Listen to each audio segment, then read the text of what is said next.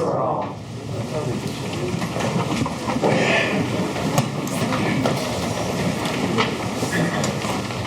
Thank you. We continue with the roll call. Mr. Harrison. Here. Mr. Hollibaugh. Mr. Maltese. Here. Mr. Oresick. Here. Mr. Bechtold. Here. Mr. Banks. Mr. Stark. Here. Mr. Chairman, you have a quorum. Thank you very much. Next item on the agenda, the approval of the July 24, 2025 minutes. Does anyone have any questions, comments, concerns, or modifications? Hearing none, may I have a motion? Motion to accept the minutes. Motion to accept the minutes. A second? Second. A second. Any further discussion? May I have a roll call, please? Yes. Mr. Harrison. Yes. Mr. Oresick. Yes. Mr. Bechtold. Yes.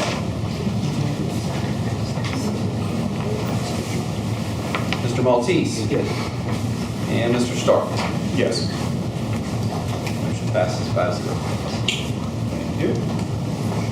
Next item on the agenda, any comments from the supervisors? Yes, there are some, Mr. Chairman, but I think it's best reserved for when we get to the end of the agenda. Thank you very much. Next item on the agenda, old business, the Froehlich and Barrett subdivision plan preliminary and final approval. Is anyone here from the Froehlich and Barrett subdivision plan?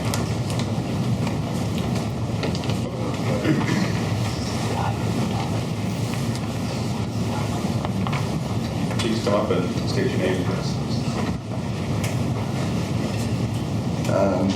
My name is James Froehlich, and hello to my neighbors and friends in West Deer. Solidarity.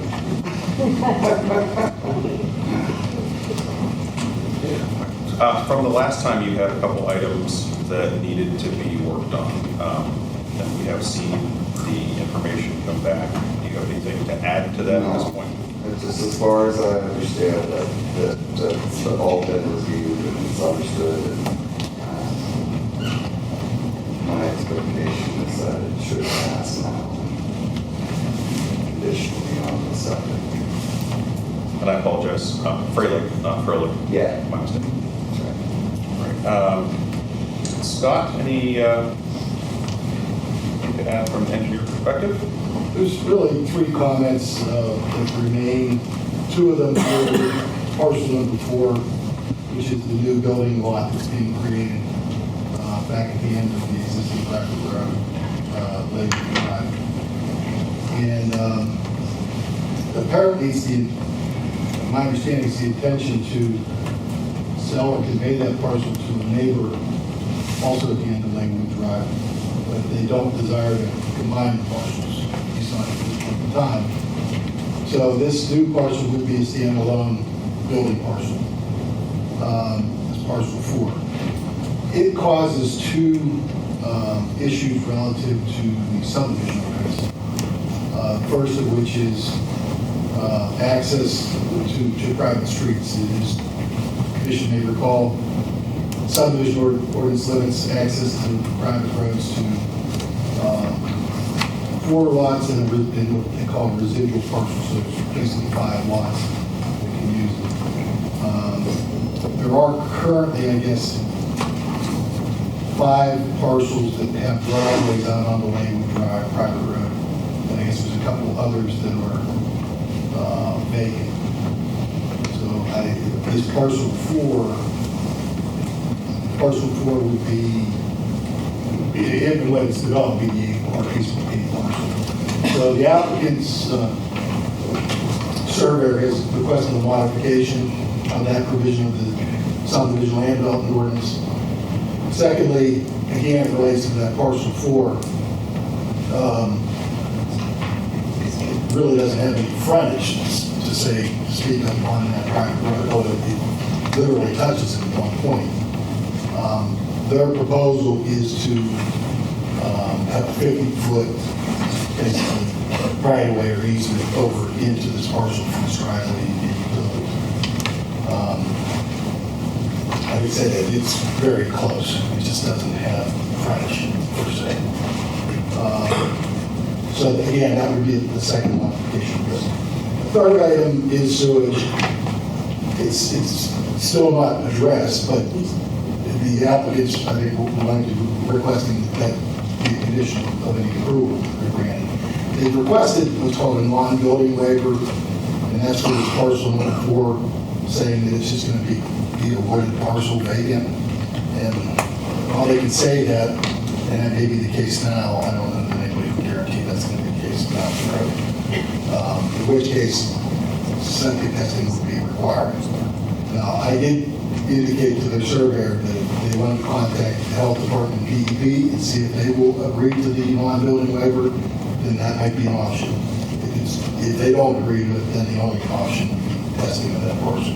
And actually, probably going to be some testing of the other parcels too. So the sewage, I think, is an issue that's going to work itself out one way or the other between the owner, the health department, and DEP. So I don't know that that's an issue yea or nay on.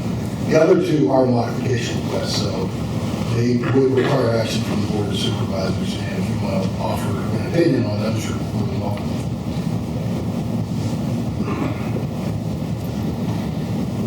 Excuse me, but how many driveways, how many parcels is it being said are on Laywood Drive? What your surveyor responded back, he said there are currently 7 parcels that have frontage on Laywood Drive. 5 of the 7 parcels are improved with driveways on the Laywood Drive. 2 of the 7 parcels are vacant with no current driveway access. And then he goes on to say parcel 4 is proposed to have access on the Laywood Drive, but since it's to remain undeveloped, and is to be acquired by the adjoiner that already has access to Laywood Drive, there would be no additional traffic generated. And that, I guess, is the basis for the modification request. Well, there's only 4 residences on Laywood, so I don't understand why they would say there's 5. Okay, well then, you would know the property probably better than the surveyor. So, so I guess instead of 7, it's 6, and only 4 have driveways. Right. Does that sound right? Mm-hmm. And then the one is the property adjoining parcel 4. One, Mr. Saheen, he wants to purchase that for the property. Right. Not for development. Well, that's not, as you say, it's not his intention. So, but anyways, that's the facts of it. That's where we stand. So, to be clear, are we asking for a modification on the number of parcels having access for driveways, or have we cleared that up that we're in good shape? No, I think you're. So what they're saying, what he's saying is there's 4 current driveways, 2 vacant lots. This new lot, parcel 4, would make a set-up lot. So we would still have the potential of 7 driveways when there's a maximum allowed of 5. So there would still be that modification. So, Close that. okay, so that's, all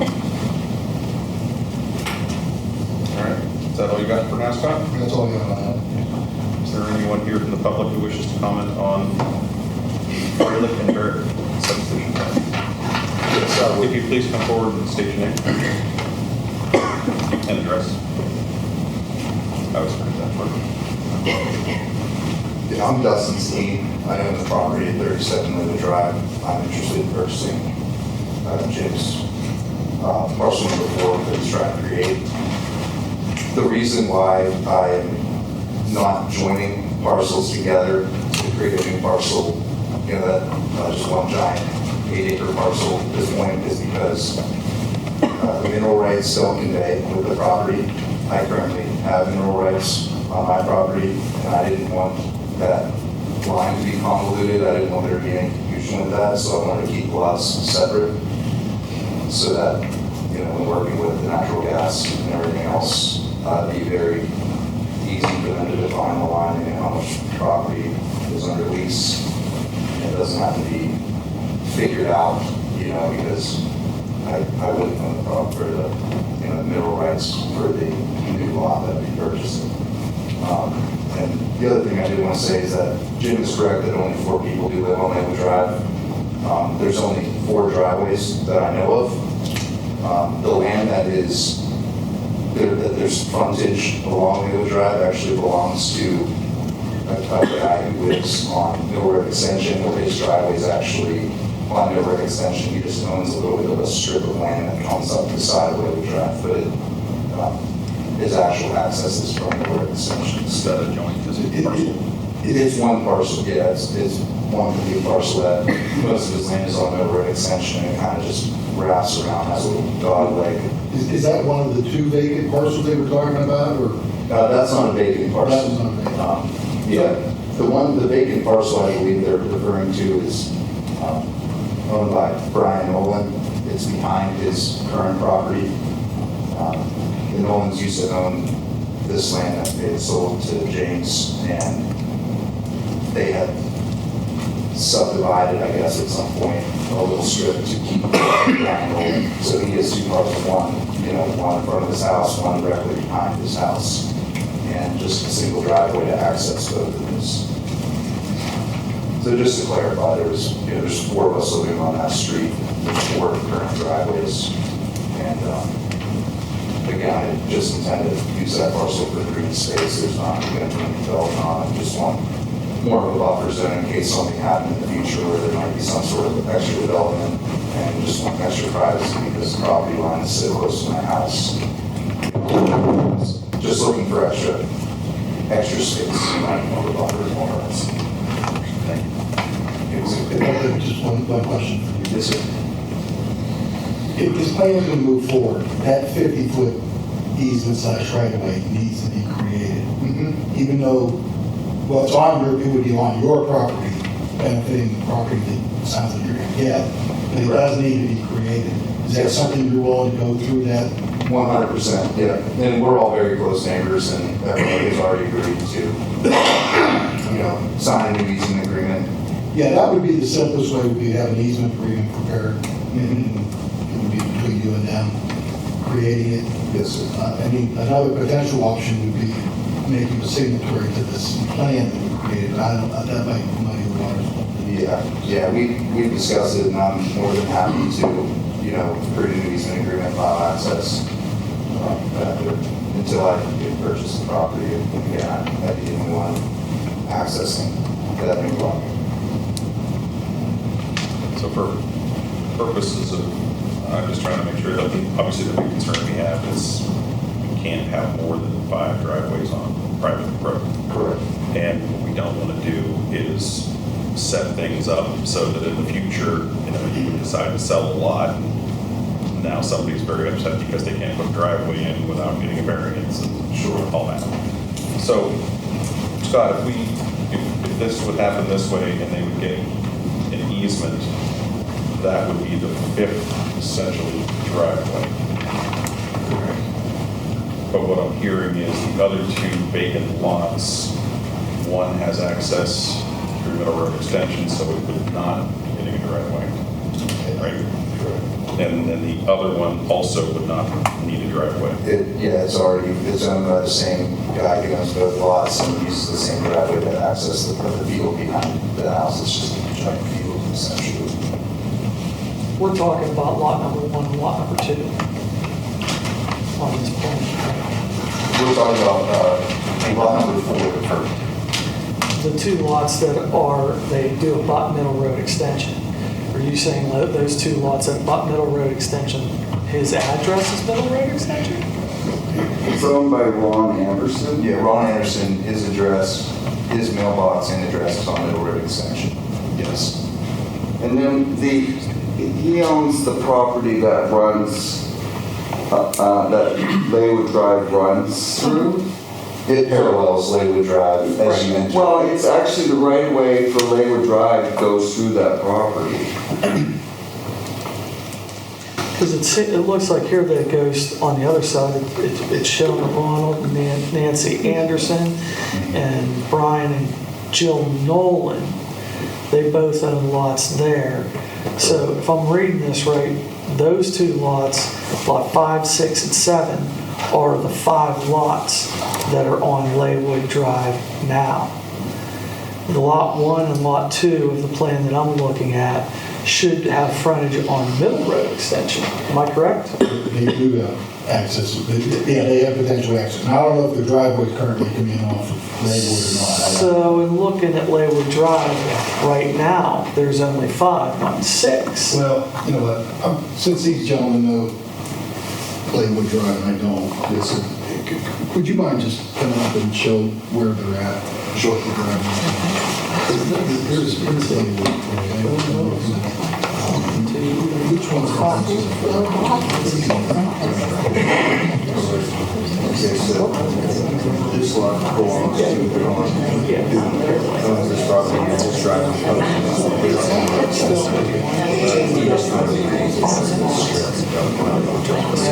This here is Jones property.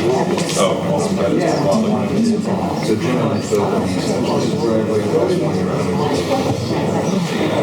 The next lot is different. Goes to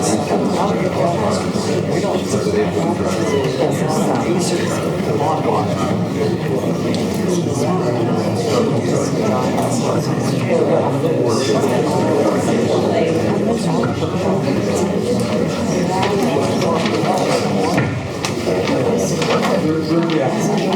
what it appears is total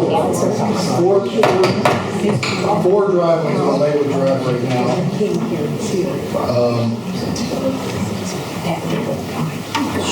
There's one other parcel that does not front out on Middle Road that would only have access to Laywood Drive. We did the property, lot 6, if you're looking at your plan over there. So I think we're probably talking 1, 2, 3, 4, 5. This would either make 6 or 7, depending on how you consider the overhead extension. So still over 5. It's still going to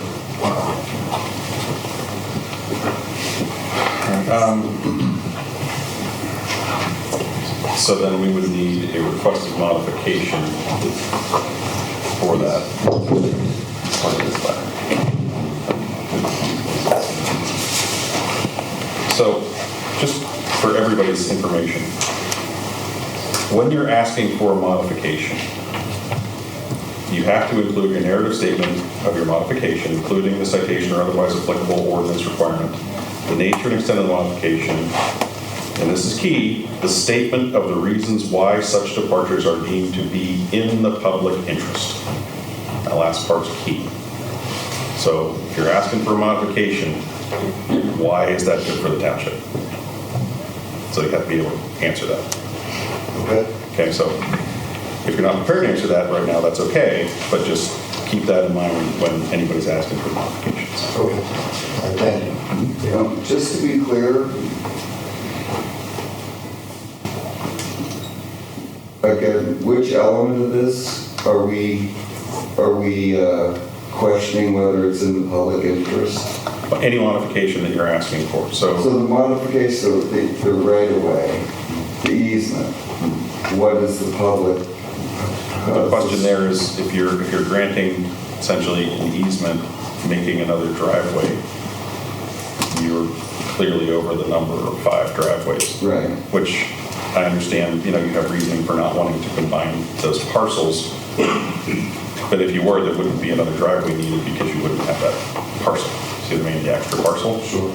Because the concern is once a lot is created, then who knows what happens. You get the lottery, whatever, you decide Florida's really where I want to live, and now you sell them off and somebody else buys that, and now they want to build a house because they want a lot, and you see where it goes. Sure. That's the concern. So does that make it in the public interest to put the easement there, since somebody wanted to buy the property, they could have? Well, when I say the public interest, it has to be something that benefits the public, and just saying, well, I want more driveways on the private property may not be in the public interest.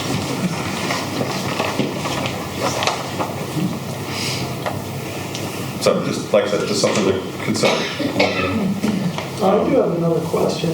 Well, are there any other, I want to ask if there's any other public comment as well. Okay. Any other public comment? Okay. Hearing none, public comment is closed. Go ahead, Bob.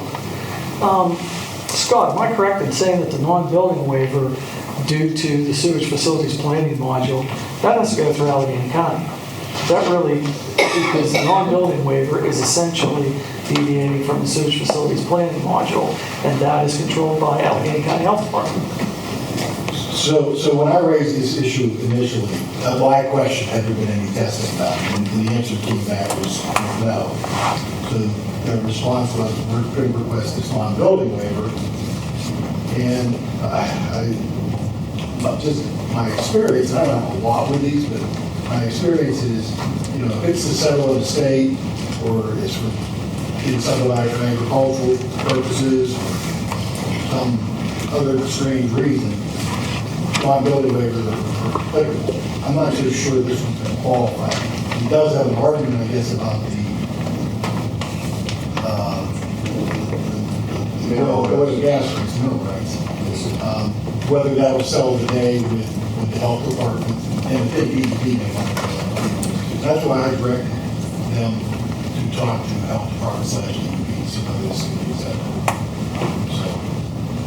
Well, we were told that it could be passed conditionally on that, is what we were told. That is an option that the commission has, yes. Right.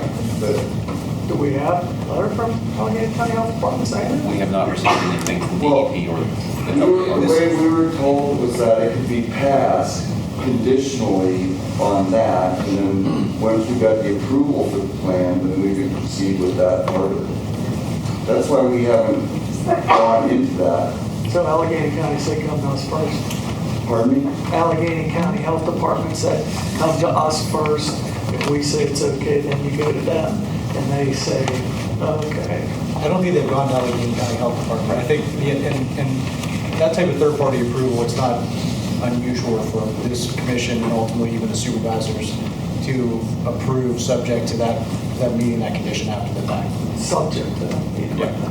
Right. So that's, just to be clear, that's why we haven't entered into that, because we were told that this could be approved, and then we could deal with that. So 2 modifications are in front of you, or 2 modification requests, and then that would be a conditional approval on top of that. In fact, to be honest with you, I was told that this could be approved tonight because these things have been addressed and were doable, and that's what I came to think was going on. The thing is, you understand, your plan doesn't meet the code. So because of that, you're asking for these 2 modifications. So yes, it could be approved tonight, but you need to convince this commission that the modifications you're seeking meet the standards that are in the ordinance. And that's why that was recited to you. So I can't speak for them as to whether or not they believe that these modifications are appropriate or not. That's up to these folks up here on the dais. But that's why it's not just you walk in and you get the I modification. don't mean to be disrespectful or, Please. in that way. I'm just trying to put the pieces together as I stand here right now, okay? And I'm just speaking in my layman terms, that basically, we could have these word waivers for these things, and that could be resolved, and the septic thing can be resolved. So we can get this approved conditionally, This is the way I understood it. We get this approved conditionally, and then those conditions can be met for final, in order to get final approval. We're speaking the same language. You're not being disrespectful. I'm just trying to help you understand. Yeah. This is the second meeting in a row that you haven't brought your design professional who's actually been communicating with the township engineer, which I think probably would have facilitated this discussion quite Well, a bit. the reason we didn't do that was because I sat down with Joseph here, and we met on it, and we looked at the letters, and I talked to him again last week, and he told me that these things have been, my understanding was that it had been resolved, and that we're doing okay. We had gotten the response, yes. Yeah. But again, this, from your engineer, they're saying this is what you have to do. So again, that's up to this Yeah, we commission. don't have any as problems Mr. with Rob doing is what we saying. have to do. I'm sorry, again, No, you're fine. Listen, I'm not trying to be disrespectful We to you don't have a either, problem but doing- I'm just trying to explain the process and the standard. So it's not just a matter of, they just don't say, well, they'll figure it out later on down the road and push this down to the next step. It is, does this applicant meet the standard for these two modifications you're requesting? So set the sewage aside. That can be dealt with after the fact. The two modifications, the frontage issue and the too many lots on a private road issue, this commission needs to be convinced that that's an appropriate modification before going to the supervisors and saying, yes, we recommend approval, including approval of these two modifications. okay. And So that's what substantively is in front of these folks. Just to be clear, I wasn't really told that. Well, I mean, it's honestly, your surveyor or engineer should have explained No, it. he did, and I talked to Joseph, and Joseph, could you explain? 'Cause Yes, again, this is what Mr. Shoup conveyed to your engineer. And when you and I had talked, remember, this was the day we had just received this letter. Remember, I said I hadn't reviewed it yet? Yeah. And so, at that time, I couldn't say this was going to be 100% good. So, again, that's what Mr. Shoup has conveyed to MDM. And so, this was their response was, okay, here's the issues, with the plan. And then the response is, okay, we need the modifications. So that's their request. But again, it's up to this commission whether they want to approve that or not. Now, again, they're a recommending body, so they could recommend to the board absolutely, as Mr. Rob has said. Yes, we recommend approval of this, and we recommend approving these modifications. That's the only way that this is going to work as it currently stands, is with these modifications. Right. And again, we're taking the sewage out of it for a second. Yeah. So, as it's currently been constructed, that's the only way this is going to pass at all. So that was the response. So what I'm trying to understand is, and again, forgive me, can it be passed tonight and then these modifications, be met? So a modification, to use your word, is like a waiver. Right. Okay? Yeah. So a waiver from the ordinance, what the ordinance requires. All right? So again, this commission, if they so choose, can recommend to the Board of Supervisors that this be passed and be approved with also granting these modifications. Oh, so you're saying the only way it can be passed is with the modifications? For those two So elements. you'd have to approve the modifications? Yeah. Okay, see, that's where I misunderstood. And that's okay. Like I said, we're trying to help you understand. And this is, again, this is typically something you would get from your surveyor or your engineer, but, again, whatever happened there, it happened, right? We thought we did. So, anyway, yes, this would have to have the modifications in order to pass. And again, we're kind of leaving the sewage And as so a what I'm separate hearing issue. from the board is that there is questions as to whether these modifications should be approved by the board tonight. That's what the chairman is. Yes, because you need to have a statement as to why they are in public interest. So something you may want to consider is, do you want to table this and then come back with a complete package with your modifications and your justification so that it's easier for us to vote one way or another? I'd like to add, at least for the parcel number 4 property, with having that extra parcel and you guys viewing as there potential for a new driveway to potentially be created if somebody to purchase that individual lot. I don't plan on moving. I simply want the privacy. And the way I see it, it does not negatively affect the public in any way, shape, or form, because is private, the private land, just trying to expand the land that I have. If I had ever sold my property, it would be on the condition that they purchase both lots at the same time.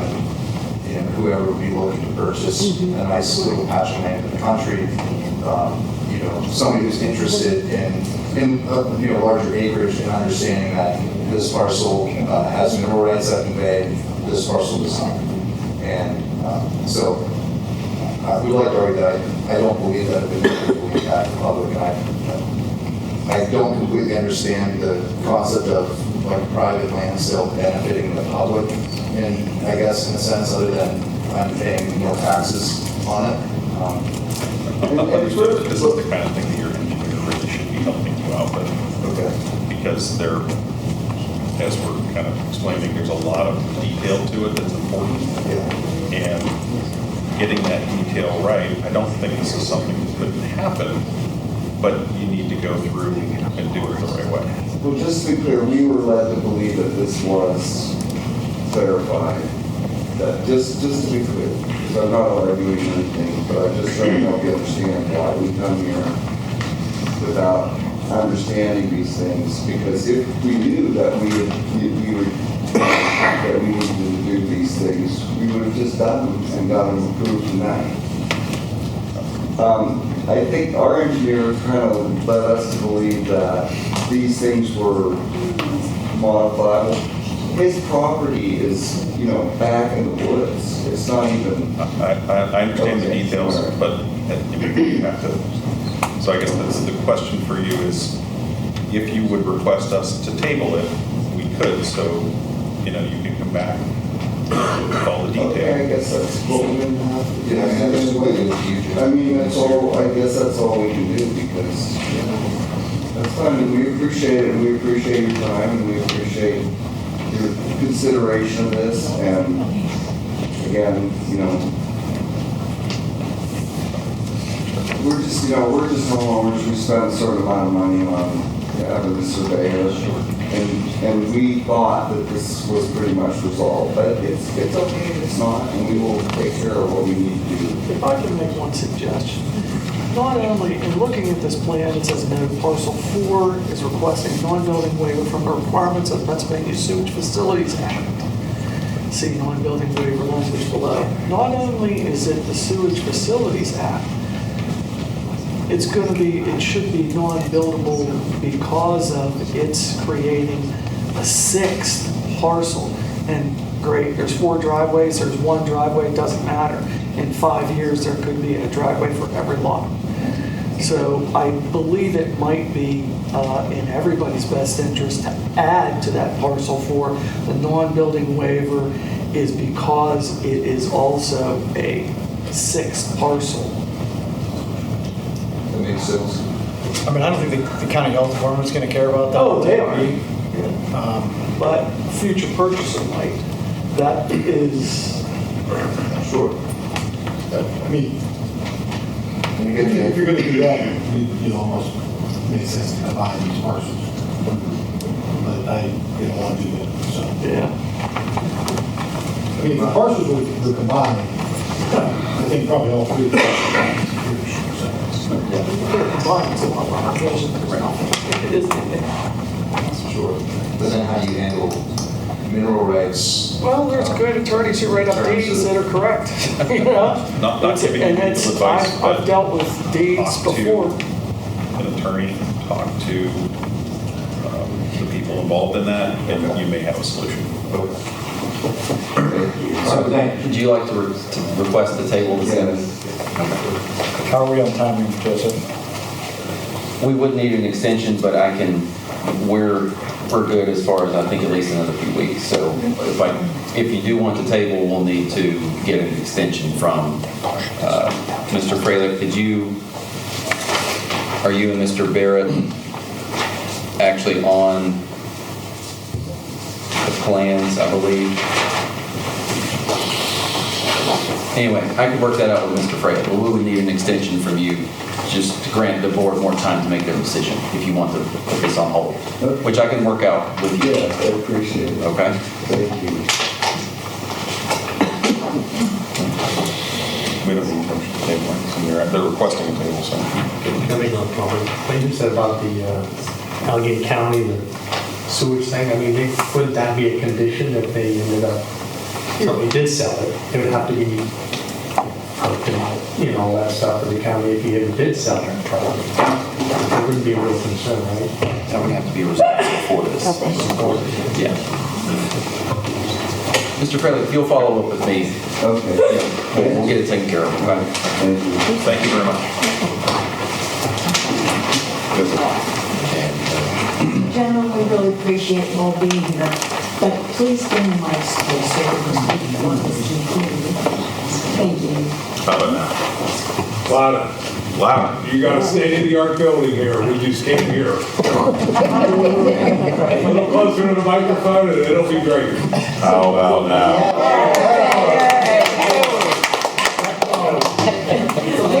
I will do my best. Thank you, gentlemen. Thank you very much. All right.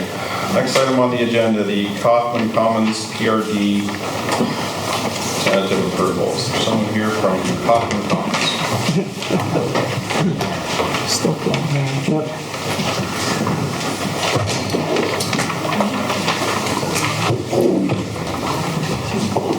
Good evening. My name is Andrew Hutchinson.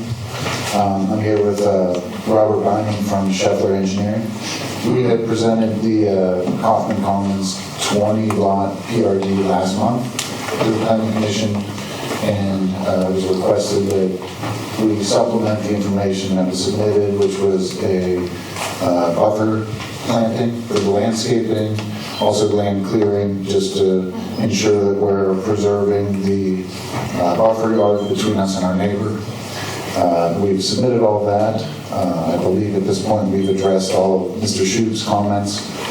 We are requesting one modification, which I believe Mr. Vining has submitted. Within the PRD ordinance, it is, I believe, mandated that you have multiple types of buildings within a PRD. We are requesting modification just to do single-family detached houses, so just one type. And justification for this was, or for the good of the public, was looking at the surrounding area, and we only have 650 linear feet of street. It really doesn't make sense to mix and match product, meaning single-family townhouses, duplex, things along those lines. So we wanted to maintain the character with the surrounding area. So I'm here to answer any questions. Mr. Binding can handle any of the more technical ones.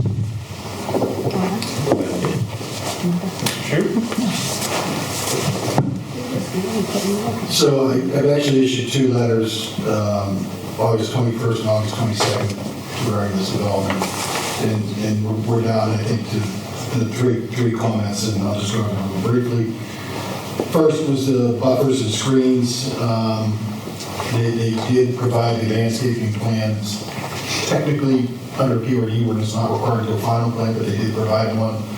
I put this comment in here, thinking Mr. Banks would be here, and I think he's not. So, but if the commission has anything to offer relative to the buffer that they've provided or proposing, please let them know. Second comment was about fire hydrant locations, and fire chief's comments. That has been addressed. So that issue is resolved. And the third item is what the applicant just acknowledged, which is the fact that they're all single-family dwellings here being proposed. And they did provide a written request for modification dated August 25th. Mr. Shoup, just a quick question for you. And I don't have the language in front of me, but I did read it recently. It's like about, I think you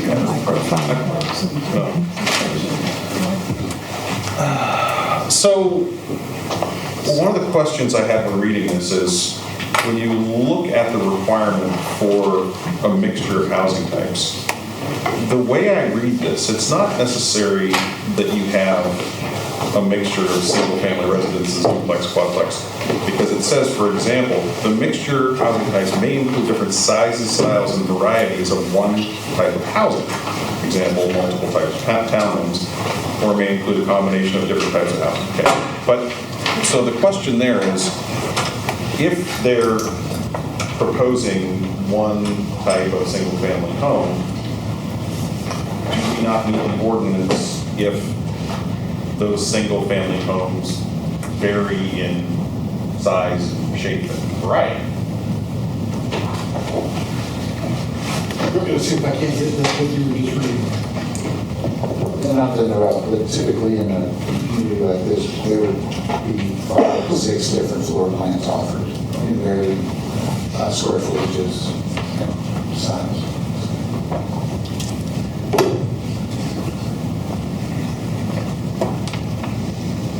That's going to get to the bottom, because you may not need one. Perhaps it could be read that way. My initial reading was it required a mixture of housing types. The first sentence reads, housing types, comma, including but not limited to townhomes, single-family residences, duplexes, quadplexes, and apartments, comma, parentheses, and land uses. But I can see where you can make the argument of what you just said too, because the second sentence does go on to talk about the different sizes, styles, and varieties of one type of housing. So, Any comment from our solicitor on that? I mean, the way it's written, I think it's, honestly, both readings are fair reading. I can't, it's not definitive. I think in my mind, the idea, usually it was probably intended to be townhomes, because when you talk about townhomes being different styles, they tend to be significantly different styles, whereas single-family homes, just because they're different sizes or floor plans, I don't know that that's kind of the variety that you normally are looking for when it comes to a PRD. So my best guess on the intent is that the modification probably is an appropriate request. And I think at the very least they're doing it to cover themselves, because if the board makes that determination that it's requested, then they're at least on record making that request. Now the board, after the public hearing, could find, hey, they could, one of two things, they could say, look, they don't need the modification, we're going to go ahead and disapprove it, or, have that read that I just said was, hey, that's not really a variety of housing, and we're going to go ahead and possibly grant the modification. So I know that's a lawyerly answer of not really answering your question, but, Go into politics. yeah, so it depends. Okay. So, I'm getting a little bit ahead of myself here, but just so I understand. The modification that's being requested, your justification of being in the public interest is, can you restate that? I don't have it in front of me, but it was to fit in with the existing surrounding area to match similar single-family detached houses. To blend in with the surrounding area. Right, and practically speaking, looking at it being 650 linear feet of road, we're talking about 20 units. It's very rare to see something that has split townhouses, single families, things like that for a project that size, I would say. Thank you. Mr. Shute, to public comment. Is there anyone here who would like to make a comment? If you could please come forward. Speak into the microphone. Victoria Hemlock Street. I feel it's important to advise the public and any potential buyer that housing units at the Kaufman Commons plan would be located within the evacuation zone of not one, but 2 unconventional fracking wells, the Leto well on Oak Road and the Tyke well on Bedford Road. This should be disclosed public knowledge rather than a case of let the buyer beware. Potential homeowners, making probably the largest purchase of their lifetime, should be aware of proximity to 2 well sites prior to making a huge investment and placing their families in 2 evacuation zones and near industrial sites with known health risks. Thank you. Thank you for your comment.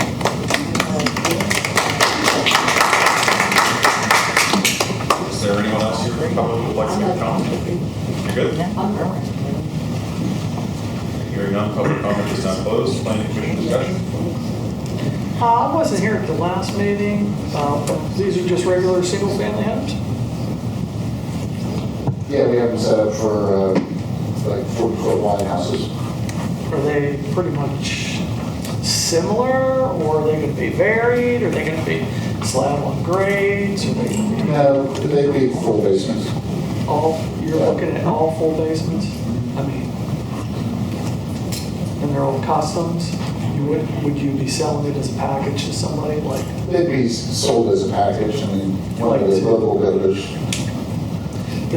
So they'd be sold as a package to, you know, Miranda or whoever? Yeah, Miranda, NVR, deal with. Okay.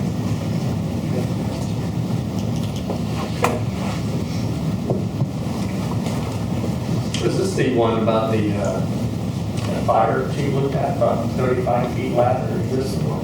No, that's a different plan. Well, the next one? Okay.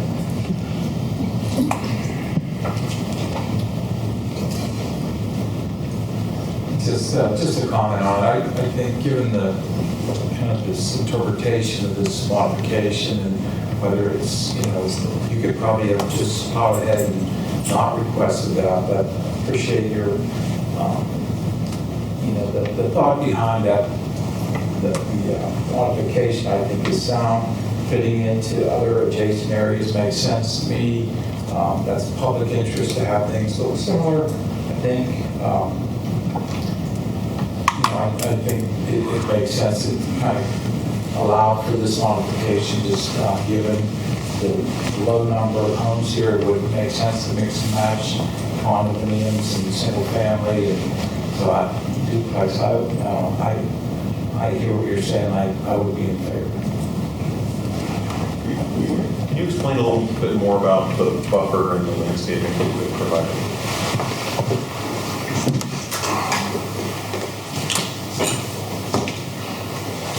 This is the plan we provided. We've shown on the plan additional plantings, the type of plantings, the locations, and also street trees. To me, probably one of the most important things is that it shows our tree clearing plan. Our closest residential neighbor is located right here on the property, and we're preserving all the mature trees here. So that's going to stay outside of our limit of disturbance. All that natural buffer zone will stay. How wide is that? What is our buffer zone 30 feet? Yeah. I don't recall it, but whatever the ordinance is, we comply with. And then even in that area, we're ensuring that we're going to not clear any trees along that property line. Thank you. This is the project where we were short on the green area one time. Remember they were classifying There was a question as far as lot size, I believe, but that was not counting the road as green. Yeah, but I believe that was resolved last week. Yeah, I think we comply with all the zoning setbacks, all the standard ordinances within the PRD. What type of time frame do you think that this would, if passed, start developing?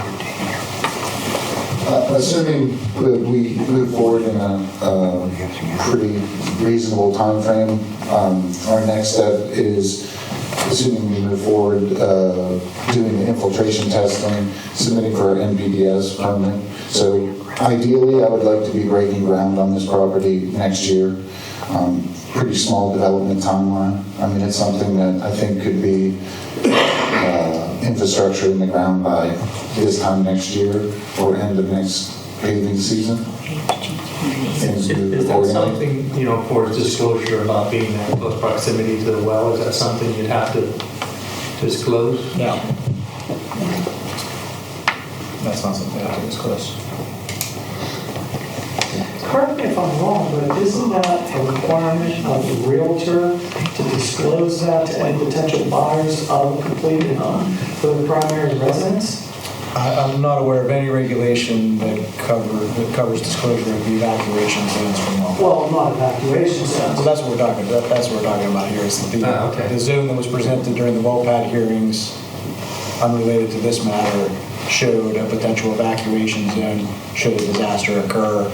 I don't know if this is within it, or I have no reason to doubt Ms. Austin, but it's not something that would have to be disclosed. So the realtors don't have to disclose it within the municipality, the wells. I'm not aware of any requirement. Beyond that minimum distance that you have. Well, there's a setback. Beyond the setback, to the way beyond the setback. Any additional questions for the engineer or the applicant? If not, I would entertain a motion. And if that motion could address the modification request, that would be fantastic too. An excellent point.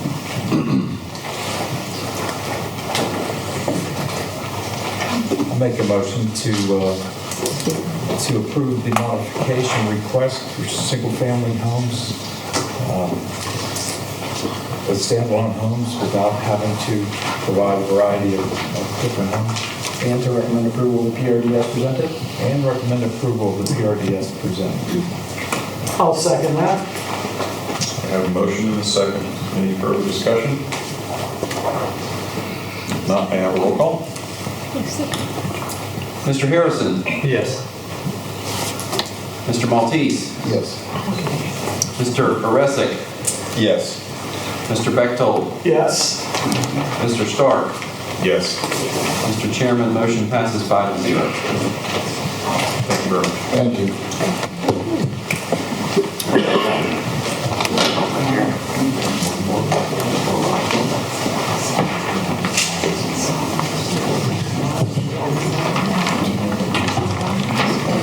Next on the agenda is the Wilds conditional use. Technology work.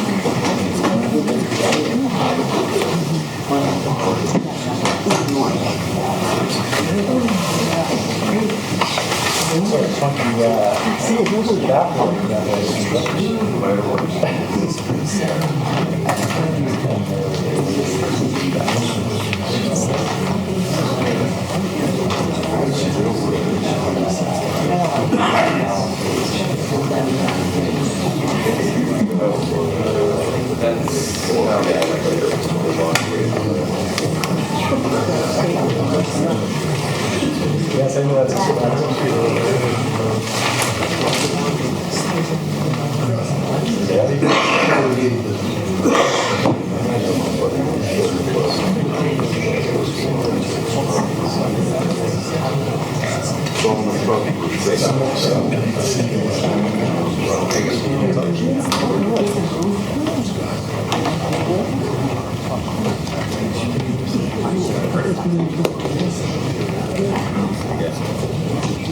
Good evening. My name is Stephen Victor from Victor West Associates. We are here for two things, not one. We're here, our application for the Wilds is for a conditional use, one modification, and a preliminary plan for the property. So, that is what we are looking for. I've got a series of slides that will take us through a presentation of the project.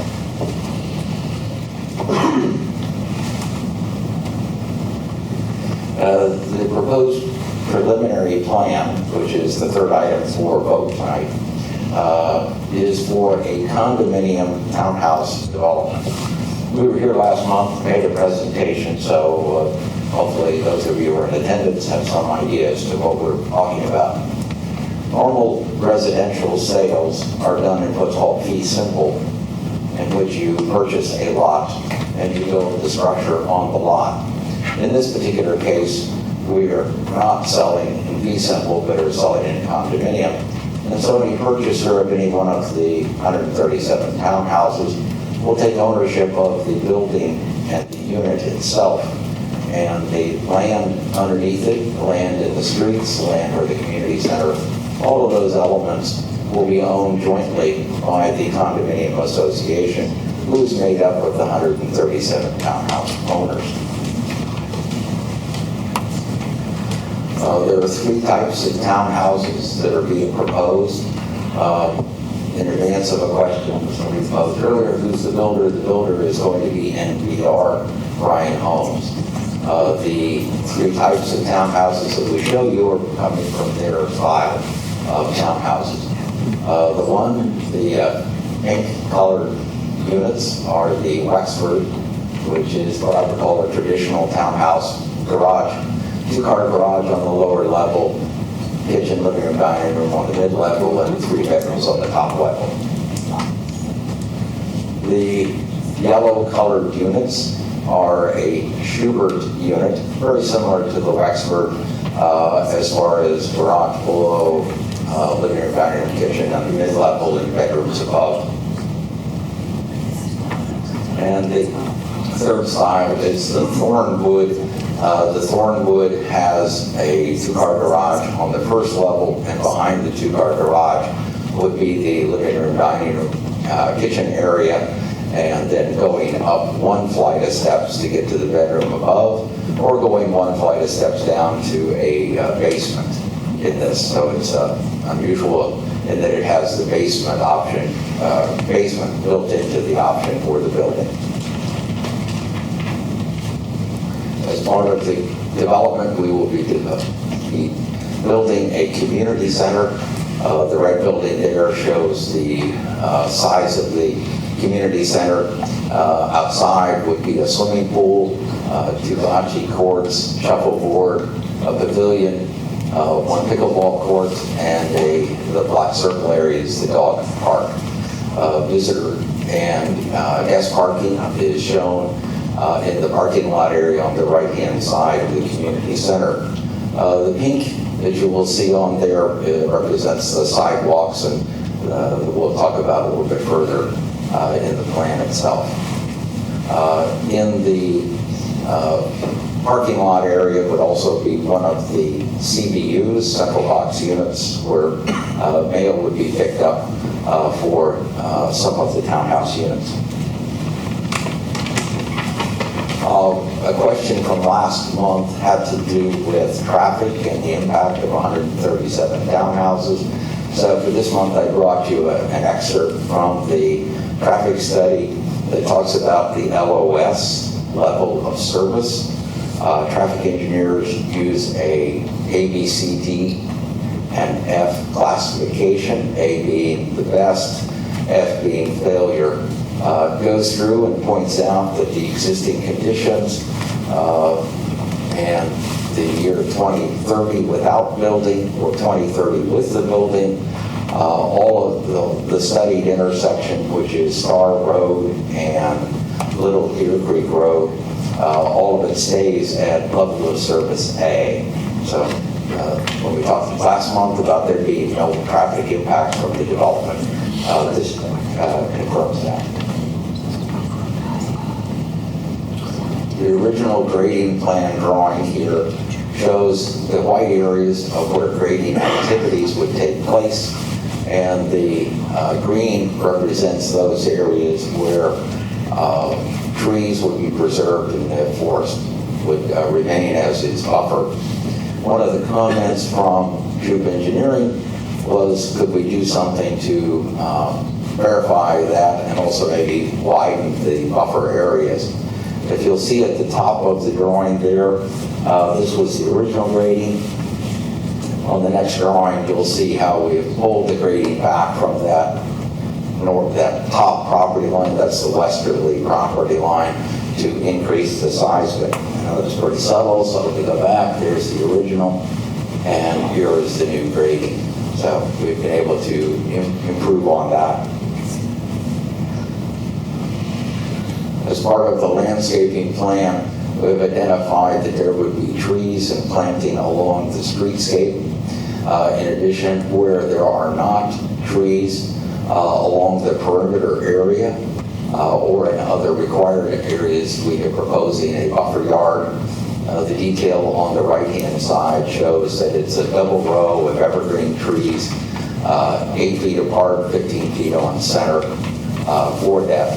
The required planting is a little over 100 trees, and we're proposing well over 200 trees to be planted over the entire development. One of the fire marshal questions, the fire chief's questions, had to do with access to the buildings. We have shown on here that the larger trees that the chief was concerned might be an obstacle to a fire truck ladder are only planted between the buildings at the ends, and the plantings, they're called ornamental trees that would be planted in the front yard area to achieve a height of 15 to 20 feet. Could easily be, a ladder could go over the top of those to access, if there needed to be an access to the 35-foot height of the building.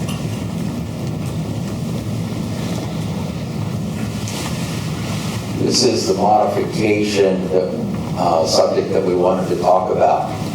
The ordinance states that there shall be sidewalks within the plan that we are doing.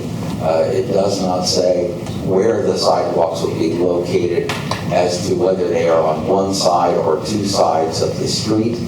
The red line on one side of the street shows that we are proposing to put a sidewalk on one side of the street throughout the plan.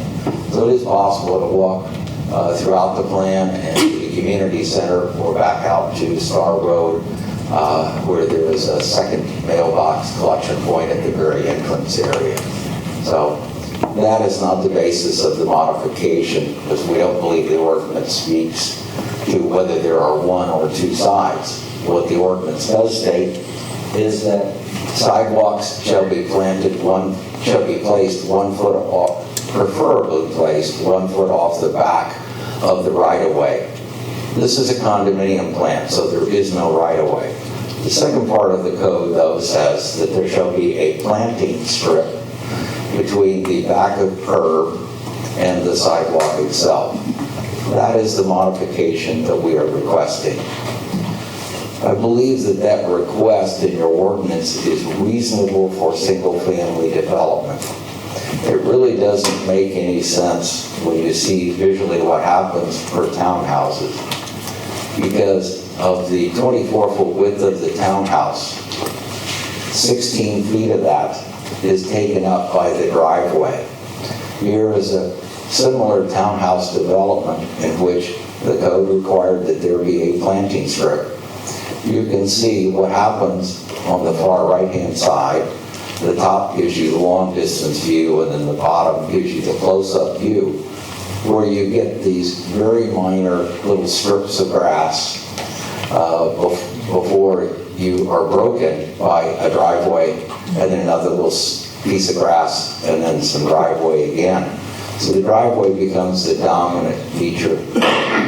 We think the appropriate detail for a townhouse development is the sidewalk on the left. We're requesting a modification that there not be a planting strip between the back of curb and the sidewalk, so that it's a cleaner and more uniform look to the streetscape itself. Here are the justifications that we have for that. I'm going to turn over here so I can easily read it. First, it increases the usable yard space instead of having that almost worthless little strip there. And the homeowners gain a little more front yard area, enhancing landscape options and overall property value. Number two, it eliminates the narrow grass strip, which is often difficult to maintain either through its mowing, watering, or edging. It also reduces the reliance of an irrigation system in such a small area. Number three, the long-term costs, fewer landscaping materials and less labor required for ongoing upkeep. And the HOA, Homeowners Association, will save on maintenance if responsible for right-of-way areas. Number four, we believe it's a cleaner aesthetic, more streamlined appearance. It also reduces the visual clutter created by narrow, inconsistent grassy strips. The narrow grassy strips also improve the durability and drainage that you have in those areas. The sidewalk also eliminates, by eliminating the strip, it will result in a better durability and fewer erosional options along the edges of the sidewalk. We also believe that greater accessibility, and it's a flush, continuous sidewalk and curb.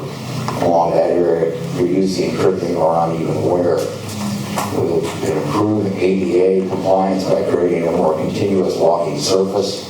And in snowy climates, it's easier to clear sidewalks where there is no grass strip to catch snow or allow runoff to pool and freeze. So that would be our justification for that. As a conditional use, in the zoning code, section 210-12049, it specifically identifies the standards for a townhouse as a conditional use in the R2 district.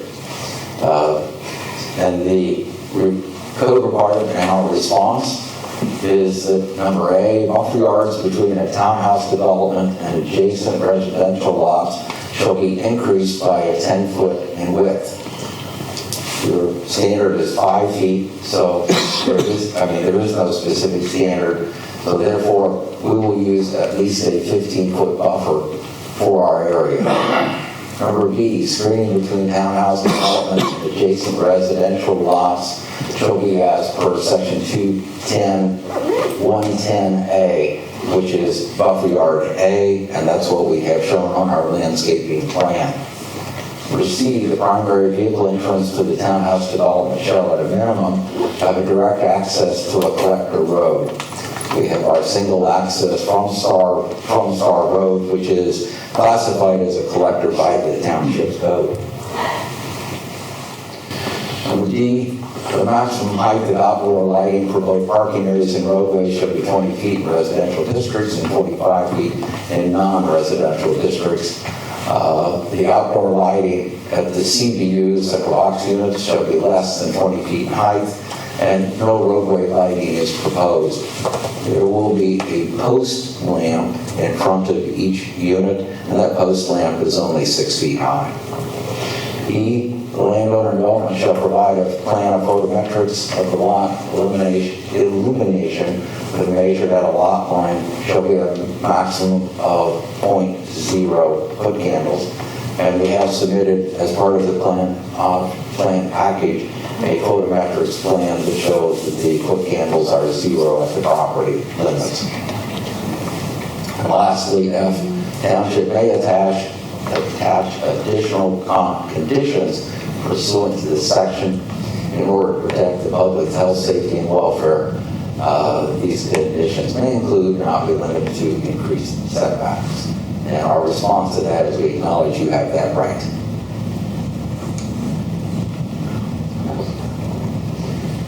We have provided a written response to the latest Division of Engineering review letter of August 21st, and happy to identify any one of those if you would like to have that discussion. Thank you. I have one question. I just want to make sure I understand this. I apologize for jumping out of sequence here. If this is a condominium development. Yeah, I can't hear you back I'm here. sorry, this is a condominium development. Does that mean that all of the land is essentially community land? Every piece of, every square inch. Below the building, below the streets, below the sidewalks. Because you had mentioned as part of the modification, having the homeowners have more room for landscaping in their front yards, but they really wouldn't have front yards. Well, there's landscaping in their front yards, and if they wish to do planting, they can, but the maintenance of it will be the HOA. You are correct.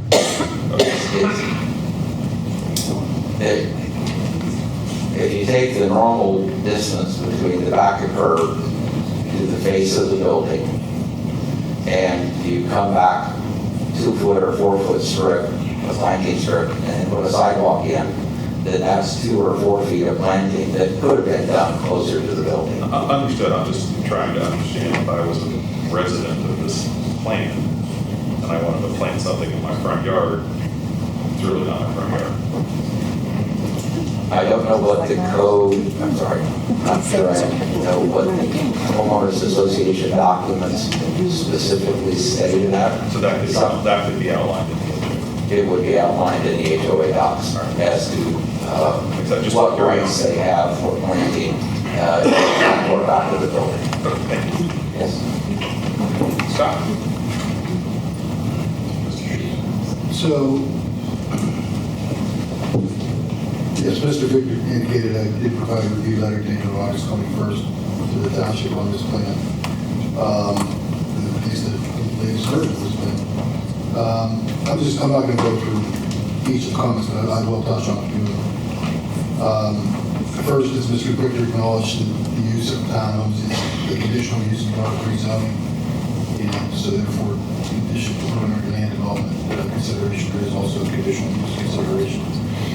The second item is about the condominium style development being all one lot and what impact it may have on setbacks of the units from what I'm going to call streets. And have a discussion as to whether they're streets or not.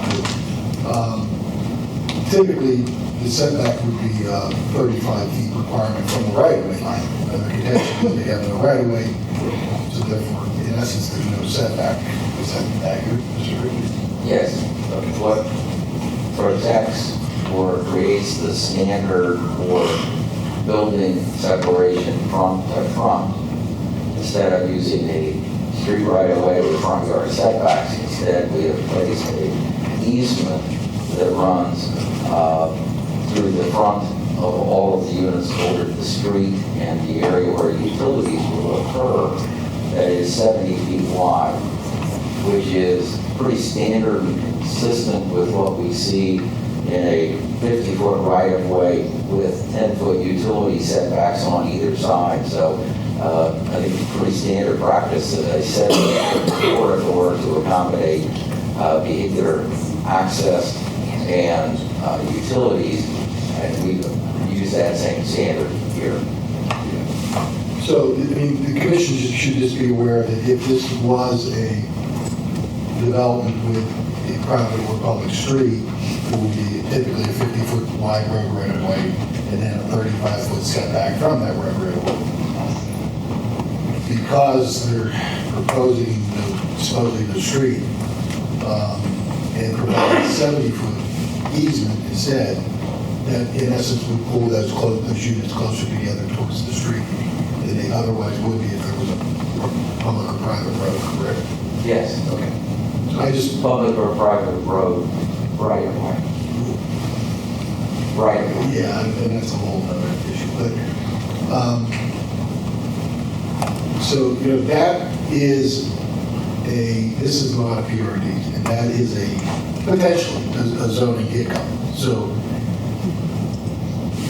if the interpretation comes out that there needs to be some type of more formal front yard setback, the commission and the board of supervisors cannot address that. That's the only avenue for resolution that would be the zoning hearing board. And I'm not saying it is. I just want the commission to understand what the concern is. Likewise, comment 3, when you pull these units closer together, Mr. Victor, so how much distance are you going to have from the garage doors, the front of the units, out to the back, I'll call it the back of the sidewalks? We responded to you on that in our response letter. Have you not seen that response letter? And in that response letter, it states that a minimum is 22 feet and a maximum is 37 feet, depending upon which unit you were measuring from. So I think it varies from that. I would say 22 to 25 is the norm that you would find. That's the street. No, that's from the back of, that's from the sidewalk to the face of the garage door is 22 to 25 feet is the norm, but it can be on certain lots as high as 37 feet. So, and a vehicle being typically 16, if you got a big truck, maybe 18 to 20, so you can fit a vehicle without overhanging the driveway as we're proposing it right now. Not driveway, overhanging the sidewalk. If that is indeed the case, which I have no reason to doubt it's not, then that should not be an issue. Item 4 deals with the applicant's contention there are no streets, public or private streets being proposed.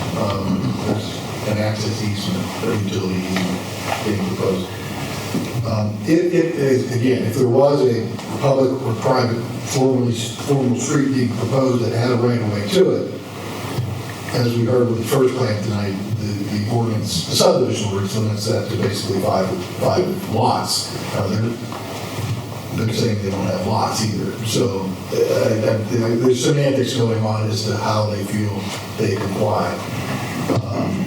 I'm not sure we refer to it as semantics. I think it is exactly what we were showing.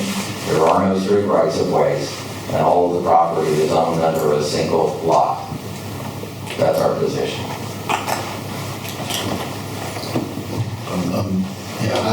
We don't need to get into the details of it, but so at least from my opinion, I think there's a difference of opinion as to the number of lots on a private road, which is what it means, I think, is or these are. So, and they disagree with that. Comment 8, and again, I apologize if you had a response that I haven't read yet. It refers to Section A and Section B on the plan. Is that a phase boundary in essence? Is that? Yes, correct. It shows the sequencing with which it would occur, basically the main entry road and the top portion of the drawing, the westerly side would be phase 1, sequence 1. We get the clubhouse built, and then the cul-de-sac at the bottom of the sheet would be sequence 2. Okay.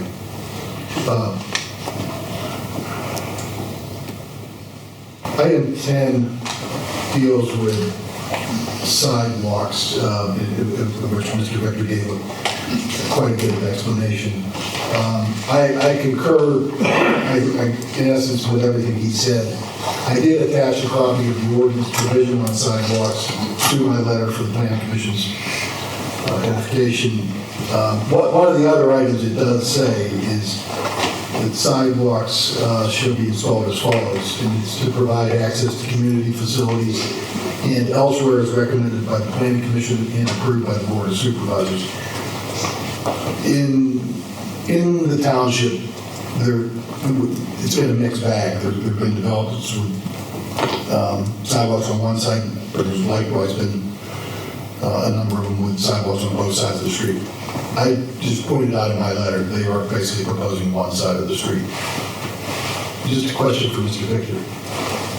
The portion of, and I apologize not knowing the names, the street running up and down on your drawing there, where you have townhouse units on both sides. Would it make any sense to provide sidewalks on stretches like that where you have sidewalks on, where you have units on both sides of the road? One of the reasons for not having the sidewalks on both sides is that we have provided visitor parking scattered throughout. And we believe that there is a potential hazard of somebody walking on that and then that sidewalk continuing at the back of where somebody visitor parking might be, and somebody could back out and hit a pedestrian backing in or pulling into that. So the design puts the parking on the opposite side from where the sidewalk is, so that there will not be that vehicular pedestrian conflict. But you can, walk the entire area and get yourself either the community center or the CBUs or visit your neighbors. The last one I'm going to touch on is relative to landscaping, and again, I have not read your latest response, but I assume you say you've addressed these concerns and items that were in my letter regarding landscaping. Yes, we have. And you had no problem providing the easements that were requested? Correct. We have labeled that on the drawing and we refer to it as a landscape buffer easement. So that and it's on the preliminary plan. So Scott, when you get a chance to look at the drawings, let us know if you feel that's adequate. If not, we'll have to work with you on that. That's really the extent of my comments, so, I guess, there's a couple that are maybe larger than the others, and that is the whole front yard setback or lack thereof, and the number of units on what I'm calling private streets. So, Thank you, Mr. Schuster. Is there anyone here in the public who would like to comment on the wild conditional use modification preliminary? I do. Can I ask a question? Well, you have to come forward and state your name and Me or her? whoever wants to. She's faster than you. I'm sorry. She beat you to it. I'm just kind of curious. State your address. And you're My name is Kay Giarusso. I live at the links at the Deer Run on Clare Way. I'm curious where this is. I'm just listening to all this, trying to figure it out. Pardon? Across from the old market. The mushroom market, the old mushroom market. You know what it is? Oh, mushroom, yes, I gotcha.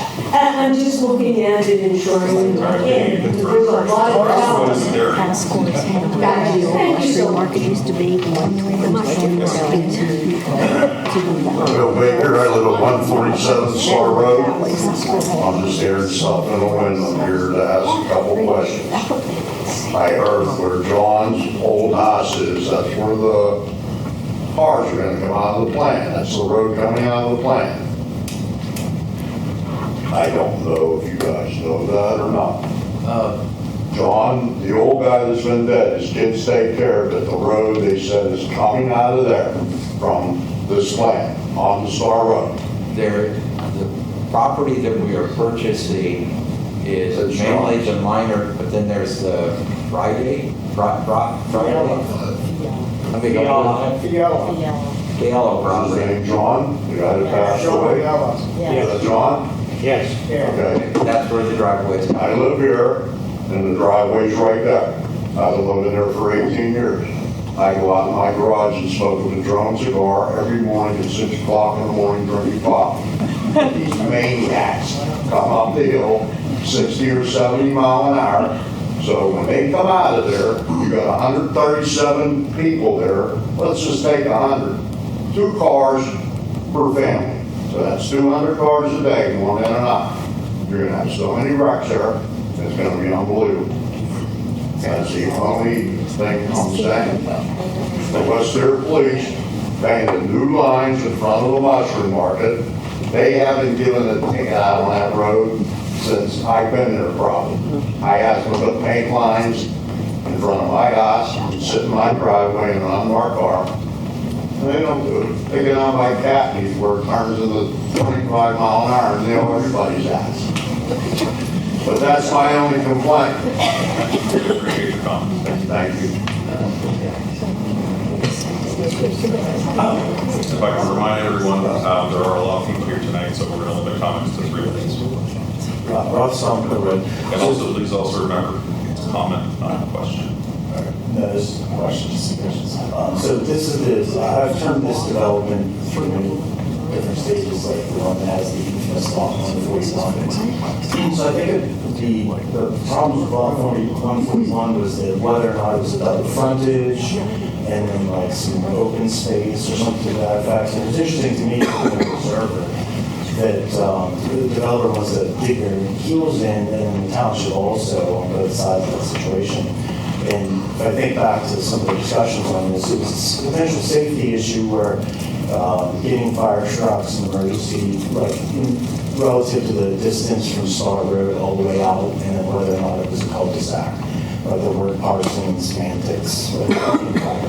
So my concern would be is we went from roughly about 70-ish units when it was originally proposed as like single-family homes to not condominiums or townhouses or whatever. My concern would be is if we were concerned about safety issues, and the streets are roughly about the same from what I remember. If we were concerned before, now we have double the amount of units being served with the same streets. And then as this gentleman just referenced, two people in the, I mean, it's the same math, double the units. It would be 2 people in a house, like two vehicles in a house versus 2 in a townhouse. still 2-1 ratio. But my concern would be that now we've doubled the amount of congestion, and then, although I don't think you can make any recommendation based on this, but then it also has the potential to hit the school system more aggressively.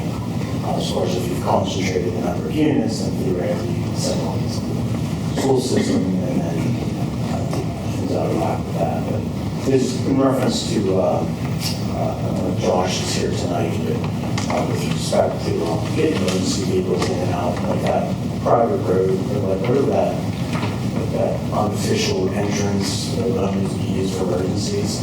I'd be concerned about the double units, and then also too, as far as fighting fires, like now that you have, it looks like 4 and 5 units like connected through, walls, they share common walls. I would think in theory, that would increase your chances of more significant damage and potential safety issues. Just mentioning that. Thank you for your comment.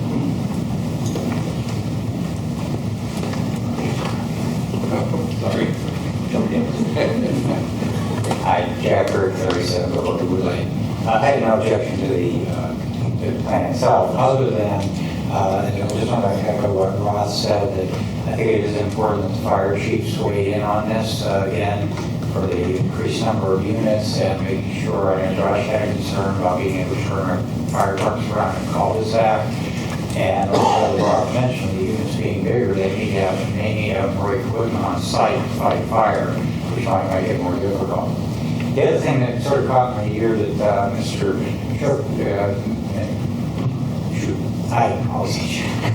the engineering is the length of the driveways being, the short one being 22 feet.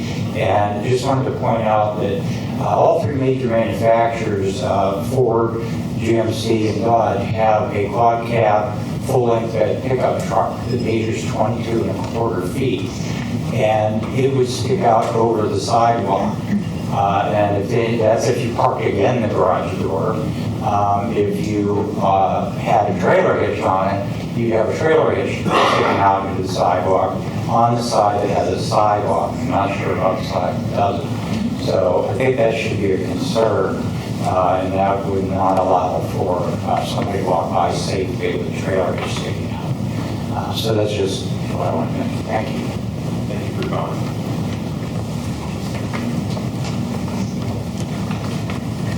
Good evening. Steve Brennan, Bakers on Colorado Road. I'll be really short here. A couple of things. One, I thought of this before this meeting, but it just feels like the change in this plan is a loophole around what we intended to have in this community. It's completely out of character in that area of our township. The other thing I want to say is that if sidewalks on just one side are safer because of visitor parking, that doesn't make sense. If parking makes sidewalks unsafe, that might be a design flaw, not a reason to cut sidewalks in half. Safe communities have sidewalks on both sides. Thank you. Thank you for your comment.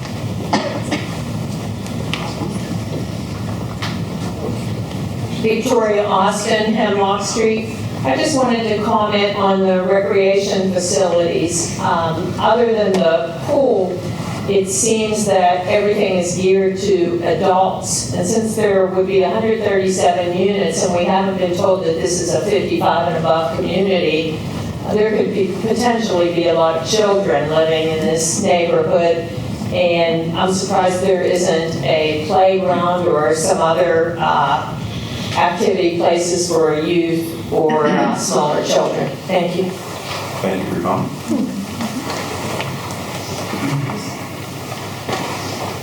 Anyone else? Oh, we've got one more gentleman in the back.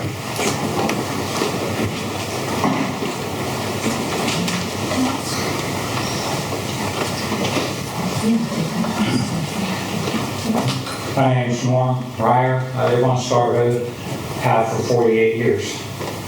I own the property directly adjacent to this. I agree with Mr. Baker on the traffic situation. Currently, on the road, the The traffic is ridiculous, the speed that they get to. It's a 35-mile-an-hour speed limit, and it's not policed well at all. That's not a knock on the police department because, of course, they're understaffed too. However, this is a big influx of people coming out in one spot and creating a potential hazard. You've got the hill going down into Star Road and Mr. Baker's place, and the line of sight is definitely an issue, I think. I'm sure that they've done their due diligence with the state and so forth. I currently have been impacted with this already via what I believe, you could correct me if I'm wrong, the double line at the top right is a current right-of-way that has been filled in. Is that correct? I didn't understand what you said. It's a right-of-way that's been filled in? That double red line? Yes. At the top, what does that indicate? It's not a right-of-way. It is the driveway going back into the minor property. So it is fee simple property. And so it doesn't have any designated rights of ways for purposes, but it has been used as the driveway to the minor property. Well, I believe on the original plan, it's stated as a right-of-way. That's why I said that. If I could get a reminder, this is comment, not question and answer back and forth. So, sorry. Please continue with what you're doing. We can't go back and forth. Is that going to currently?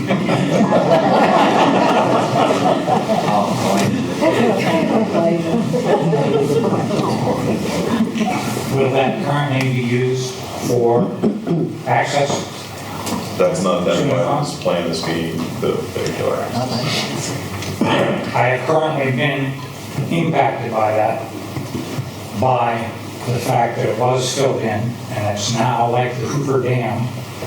It collects all of the state runoff water, which that whole green area on the right-hand side of the property was natural flow runoff. That was built in there. It has stopped water and it floods my place 4 to 5 foot deep on any heavy rain.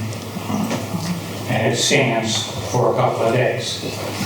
Really didn't want to be a retention pond, but that's what my property is being used for. That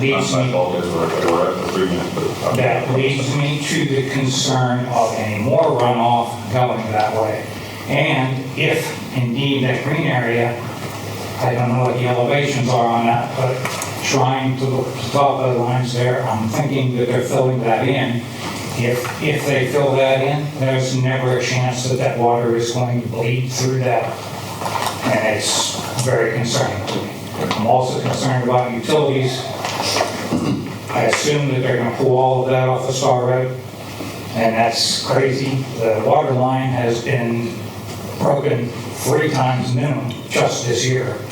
So, you put all that extra up, I'm not happy. Thank you for your comment.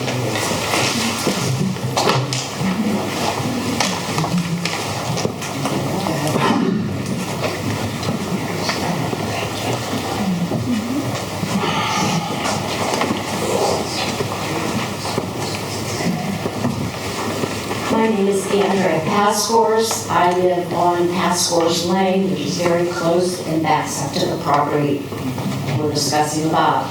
Now, my concerns, and I'm also a certified real estate appraiser, so I somewhat know what I'm talking about. I hope my deepest concern about this property is, number one, only having one way in and one way out. I think it's a total accident to be happened as far as fires, ambulance, emergencies, and as this lady said about the swimming pool area, we don't know if it's a 55 or plus community.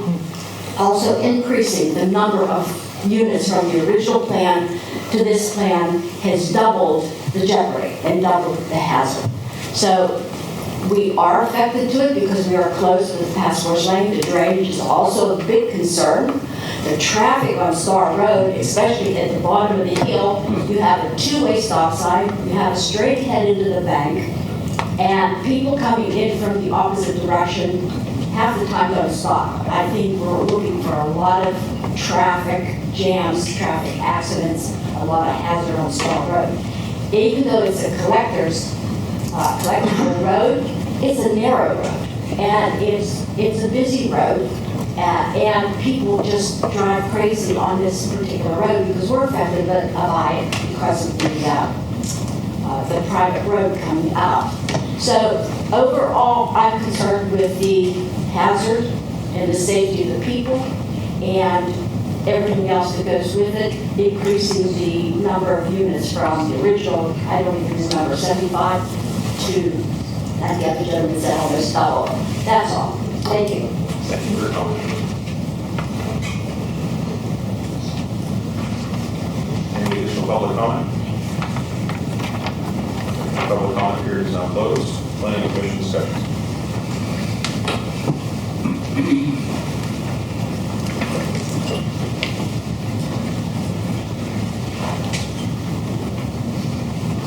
Would it be appropriate for me to respond to the comments that were made at this time? Hold on, we may have additional questions, which allow that. Scott, can you refresh our memory on the highway occupancy permit and the studies that were done for that specific location? To just give us a refresher on line of sight and everything checked out. It's been quite a while, because this man is in one form or another been around for quite some time, but I know I participated, and I believe Mr. Shook may have as well, participated in some virtual meetings with PennDOT and the applicant and their engineer about that access location. And there was we had at least 2 meetings, I think, and there's a lot of discussion about that. Ultimately, PennDOT did decide that, given what they're proposing, that there would be adequate site distance for that driveway. It's a PennDOT decision. Was this looked at by our fire chief at all? It was. I did not point out in my letter, but attached to my letter were comments, was the email from the fire, from Josh Wigan, I think. Yeah. There were 3 things he pointed out, which Mr. Victor addressed in his response. He addressed all 3. He mentioned 2 of them in his presentation. One about the size of the trees in front of the buildings, and then also Cul-de-sac. Yeah, the cul-de-sac one as well. Mr. Victor, though, just to be aware, I think Mr. Wigan will need to, because I raised the question about what was the width of that cartway going around the small building, I'll call it, at the bottom of the screen. I would like him to look at that as well, re-look at that and make sure he's okay with getting his fire pressure out.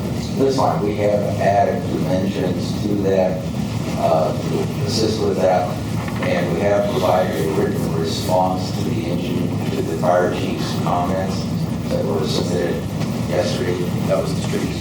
And his comments he did have a comment regarding the smaller roof. No, he did not, but Mr. Shoup said he's going to raise that with him. And so that's why we provided the dimensions on that. And if that needs to be decreased in size due to tracking on the inside for a large vehicle like that, we certainly can accommodate you. I had a question. The concept of the single lot and condominium. I was just looking at the Saldo and the definition of lot there. I'm sure you have all thought about this in council, but tract of parcel only held in single separate ownership, described by reference to recorded plat or by means and bounds, and is intended as a unit for transfer of ownership, use, or identification, or for development. just, you know, I'm still struggling a little bit with how that fits with what's being presented. I'm sure your council has thought of that, but. Yes, she has, and she's here if you want to hear from her. That'd be great.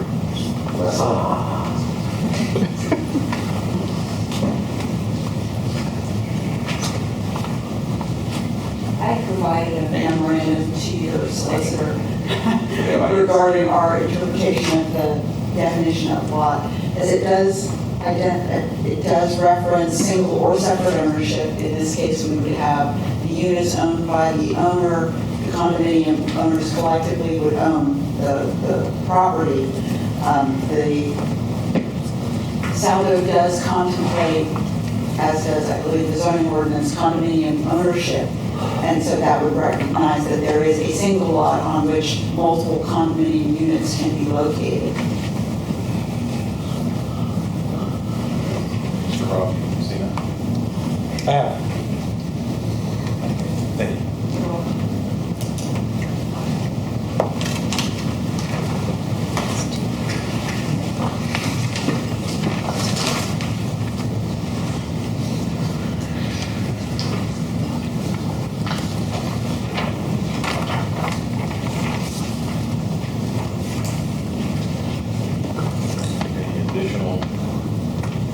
Planning Commission discussion or questions? Question about the road. Who would maintain the road? Would the HOA be fully responsible or the township? The HOA would be responsible, and we would submit a copy of the HOA documents to the township for review.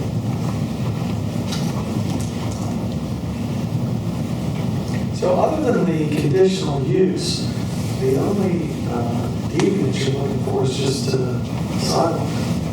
Yes, sir. What modification would be for a planting strip between the curb and the sidewalk? Yes, sir. Otherwise, we believe we're code compliant to all elements.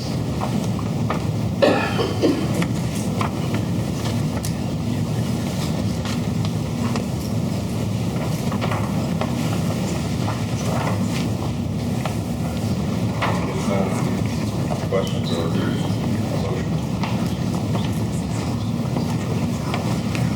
As I stated at the beginning, I'm anticipating you will do three motions.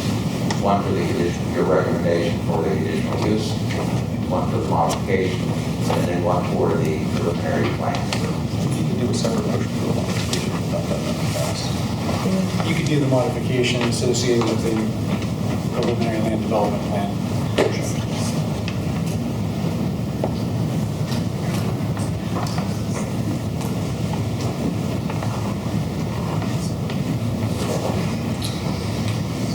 So do I have a motion for the conditional use? Was there an additional need about that small roof? Would that have to be put in there? I don't believe that's relevant to the conditional use. The conditional use is simply, is the townhouse plan consistent with the conditional use requirements of the ordinance? That's what you're voting on. That's what I went through, those conditions in the last few slides. As to your question, as to the dimension on the turnaround, certainly could be covered under the preliminary land development as a condition to verify that the fire chief agrees with it, or if it just needs to be widened. And we stated here, if it needs to be widened or increased, we're happy to comply.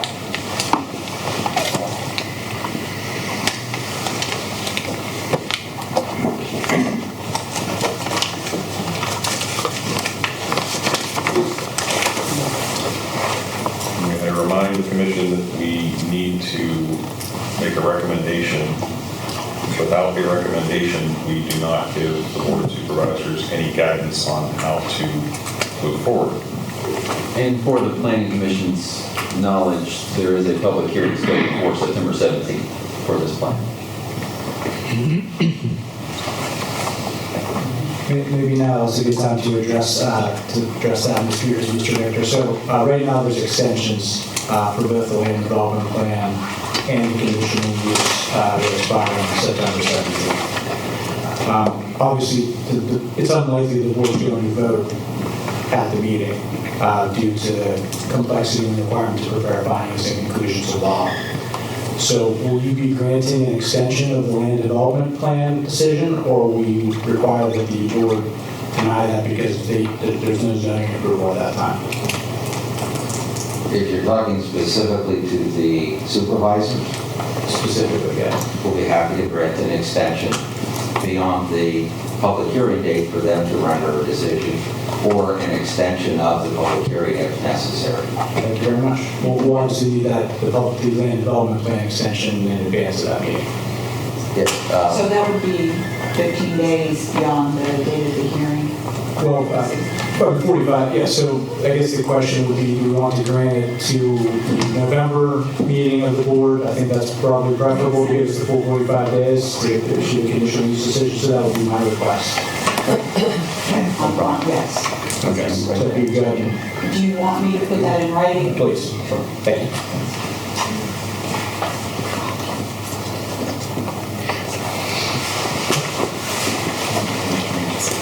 Yes, conditional use first. I'm looking for a motion on conditional use.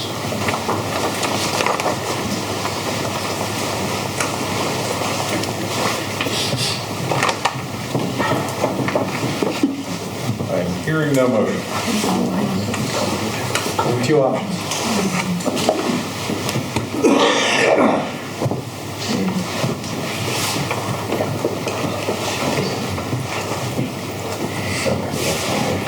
I'm assuming if there's no motion that you're not making any recommendations, and therefore we just continue on to the public hearing without a recommendation. That would be the result of no motion, that's correct. All right.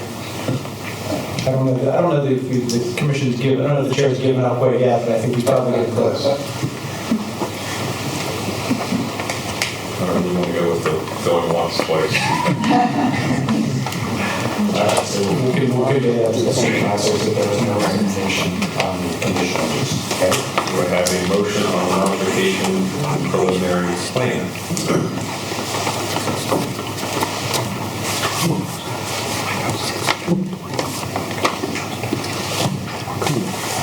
Also hearing no motion.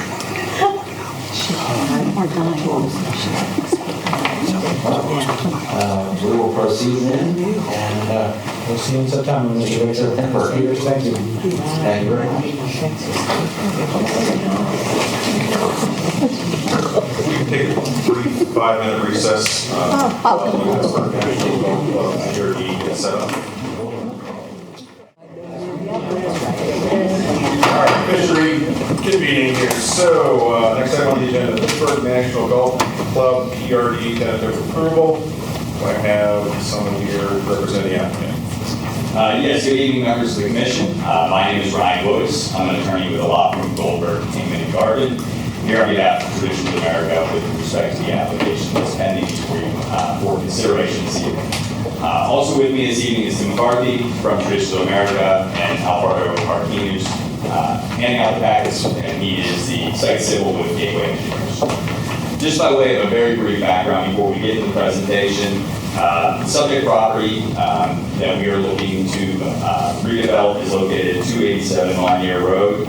The site currently is split zone, with a portion of that being zoned within the R1 zoning district and the R2 zoning district. You all may be familiar with this property. This is what's currently operated as a golf course, which is Pittsburgh National Golf Club. The existing owner of that property is seeking to sell that property for future redevelopment. We are pleased as part of this presentation to be the preferred developer under contract with them to redevelop this, because we believe that this is a less intense use than otherwise would be permitted under your existing zoning ordinance. And we will walk through obviously our proposed plan. But as part of the overall development of this, there will be substantial buffering that we see traditional developments that otherwise could be developed on this site as of right, including but not limited to actually maintaining about 132 acres of open space as part of this overall development, which we consider to be pretty considerable, again, in terms of what other developments could be permitted as of right. As I noted, this is a permitted use within the R1 and R2 as a conditional use, subject to compliance with the specific criteria that's in your ordinance. Also wanted to note just for the record, this is a preliminary approval for the proposed PRD, which would ultimately come back if we were successful in receiving the approvals on the preliminary. This will be back for further review and approval as part of final applications for specific phases. Also want to note we did receive Mr. Shoup's letter. We have not yet had a chance to make a formal submission back to Mr. Shoup in the township. We do believe we'll be able to respond appropriately to those comments, and we look forward to having that submission and expect to be back before you for further review and discussion on this property next month. So we will have that submission in ahead of that meeting with sufficient time for the township and Mr. Shoup to have the opportunity to review those responses. So with that brief introduction, I would like to turn the presentation over to Barrett. Thank you, Brian.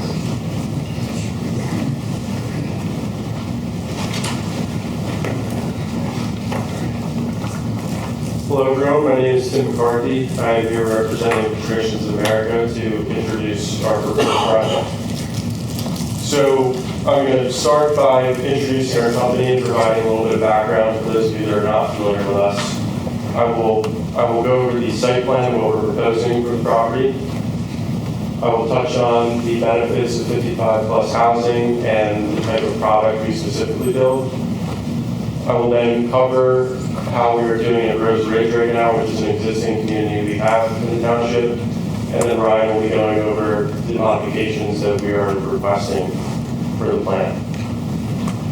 So Traditions of America was founded in 1997. We only build 55 plus communities in Pennsylvania. It's the only business we've been in for the past 25 years. We've done 30 communities across the state, and Pittsburgh now is our largest market. We've been here for over 15 years and have built approximately 3,000 homes in the Pittsburgh market, including our newest project, Traditions of America Rose Ridge, which is in the township. So, as Ryan mentioned, Colin Dunwoody, the owner of the golf course, he contacted us a couple of years ago as he started to explore liquidation of the property.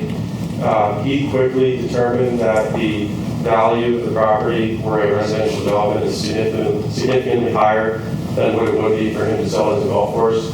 So he has chosen to sell this for a residential development. And based on our reputation in the township and in the Pittsburgh market, he selected us as the preferred builder for the property.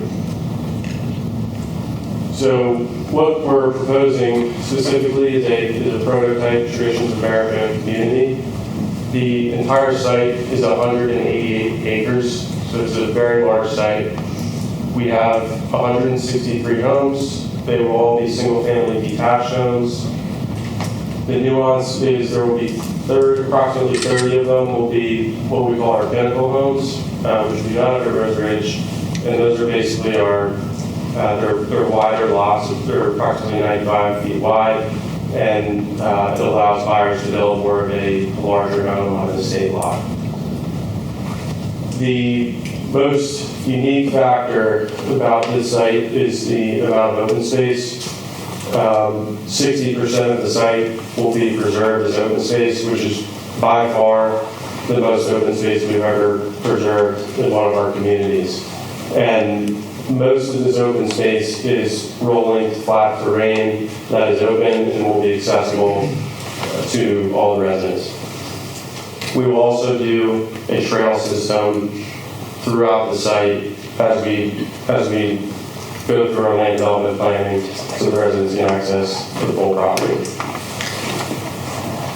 So I'll now just flip through some pictures of what our typical homes look like. These are actually our models of Rose Ridge in the township that we just finished. So it's the latest and greatest. These are the interiors.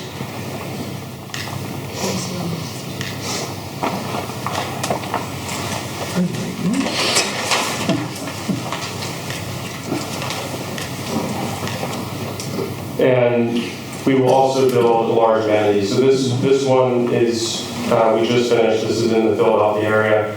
This is for our Brandywine Farmers community, which was 180 homes. So this is exactly the spec we would be planning for this property. So there's a large pool area, large outdoor recreation area,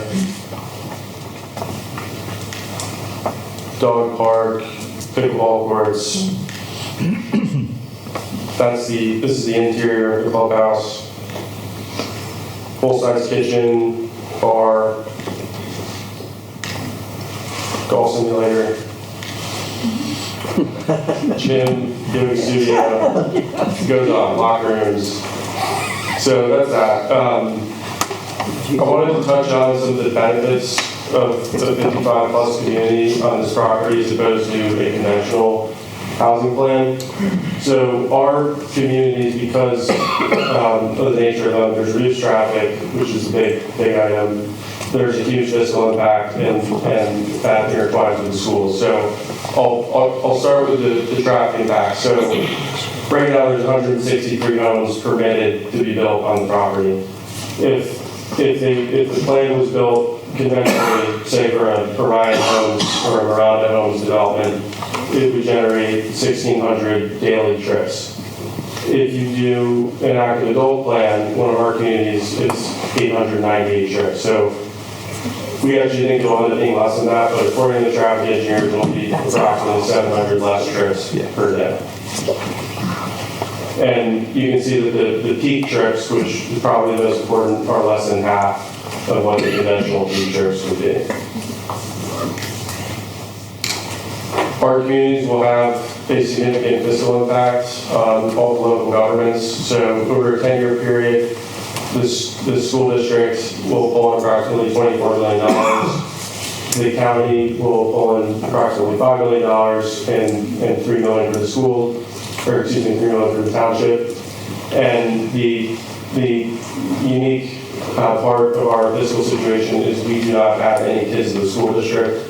So all of this tax revenue really goes to the bottom line of the schools. Since we do have an existing community in the township, I do want to touch on how we've done so far. We've been open for a little over a year, and we have sold 103 homes. That is the fastest selling community we have ever had over the 30 communities we've done. We're selling about 7 homes per month right now. I can't confirm this as a fact, but we believe that this community might be the fastest selling community in all of Pittsburgh right now.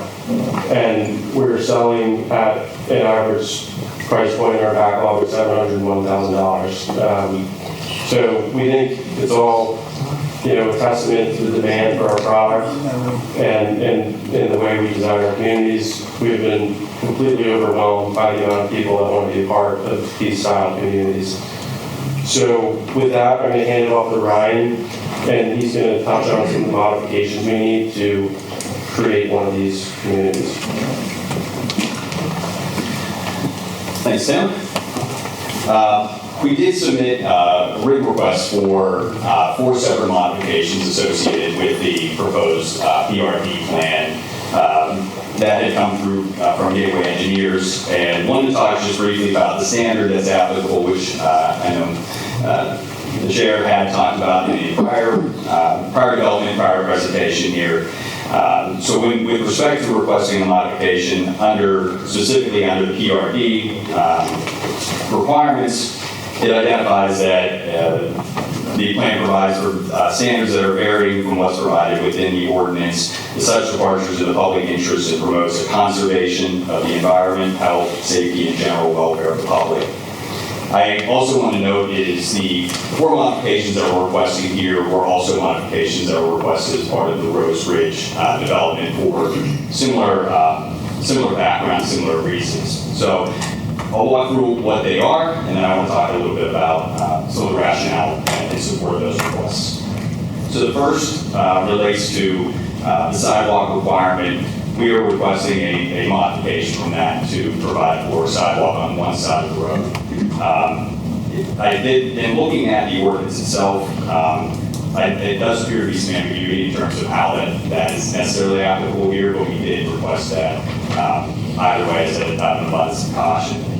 One of the items that we do provide, which Tim had talked about briefly, is providing a robust community trail that is accessible to all the members of the community. So we ensure that we have sidewalk access throughout the community to the clubhouse and amenities that are there as well. And then we will be providing for a much greater walking trail than I think you typically see, giving access to residents to a greater portion of that open space. And we believe that that will be even more robust as part of this development, seeing as we have such significant open space that is actually accessible, and it's not steep slopes or otherwise inaccessible for other reasons. We also are requesting, with respect to the distance between structures, what is provided within your ordinance is within the R1 is 50 feet and 30 feet within the R2. We're requesting a modification to allow dwelling unit spaces to 15 feet, and it would be a minimum. This would vary throughout the site, but this would be the absolute minimum, be 7.5 feet side yards within those two districts. The third relates to front yards are to be 25 feet for all PRD lots in the R1 and R2 and R3, I'm sorry, and 35 in the R1. We're requesting a modification for a minimum front yard of 13.5 from the right of way, which would actually be 26 feet from the back of the curb. So in comparison to the presentation that was just before us, we actually do have, these will be built to township spec. Meaning the road, the right-of-way will be the appropriate distance as well. So in terms of the actual distance that we're providing, again, it's going to be 26 feet from the back of the curb, but since that measurement is off the right-of-way, that's where the request comes in. And the last relates to minimum requirement of a 22-foot wide garage attached to each dwelling unit. Again, this was a similar request. We would be seeking to have the parking garage be 17 feet wide. In talking about some of the background and what the standard specifically is that it promotes the conservation of the environment. One of the biggest impacts of that, or what reduces the impact, is by requesting the ability to build these homes with a lesser front setback, closer in distance from one another, and reduce garage size, is that we can go ahead and limit grading that would be on this site. Because what would happen if you were required to have the full front yard and push everything back? It would extend the grading that's required to go ahead and build that.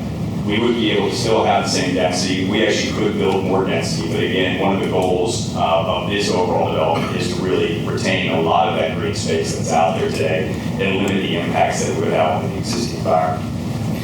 As a result of that, it also reduces the impervious surface associated with roadways, driveways that would be installed because they would need to be greater in size and scale. Again, reduces the impact on the existing green space. It also reduces impacts on the public improvements that will be part of this. These would eventually be built again to township spec, these roads. They would be turned over, with the intent is to turn those over to the township, which again would have maintenance, but again, by reducing some of those requests, we can reduce the size and length of those roadways. Again, maintain well in excess of what's required in the open space and allows a lot of the existing trees that are along the subject property itself would remain as part of this. We will be supplementing with additional landscaping, but this gives us the ability to not touch the mature trees and landscaping that's currently on that site that provides that buffer around the subject property.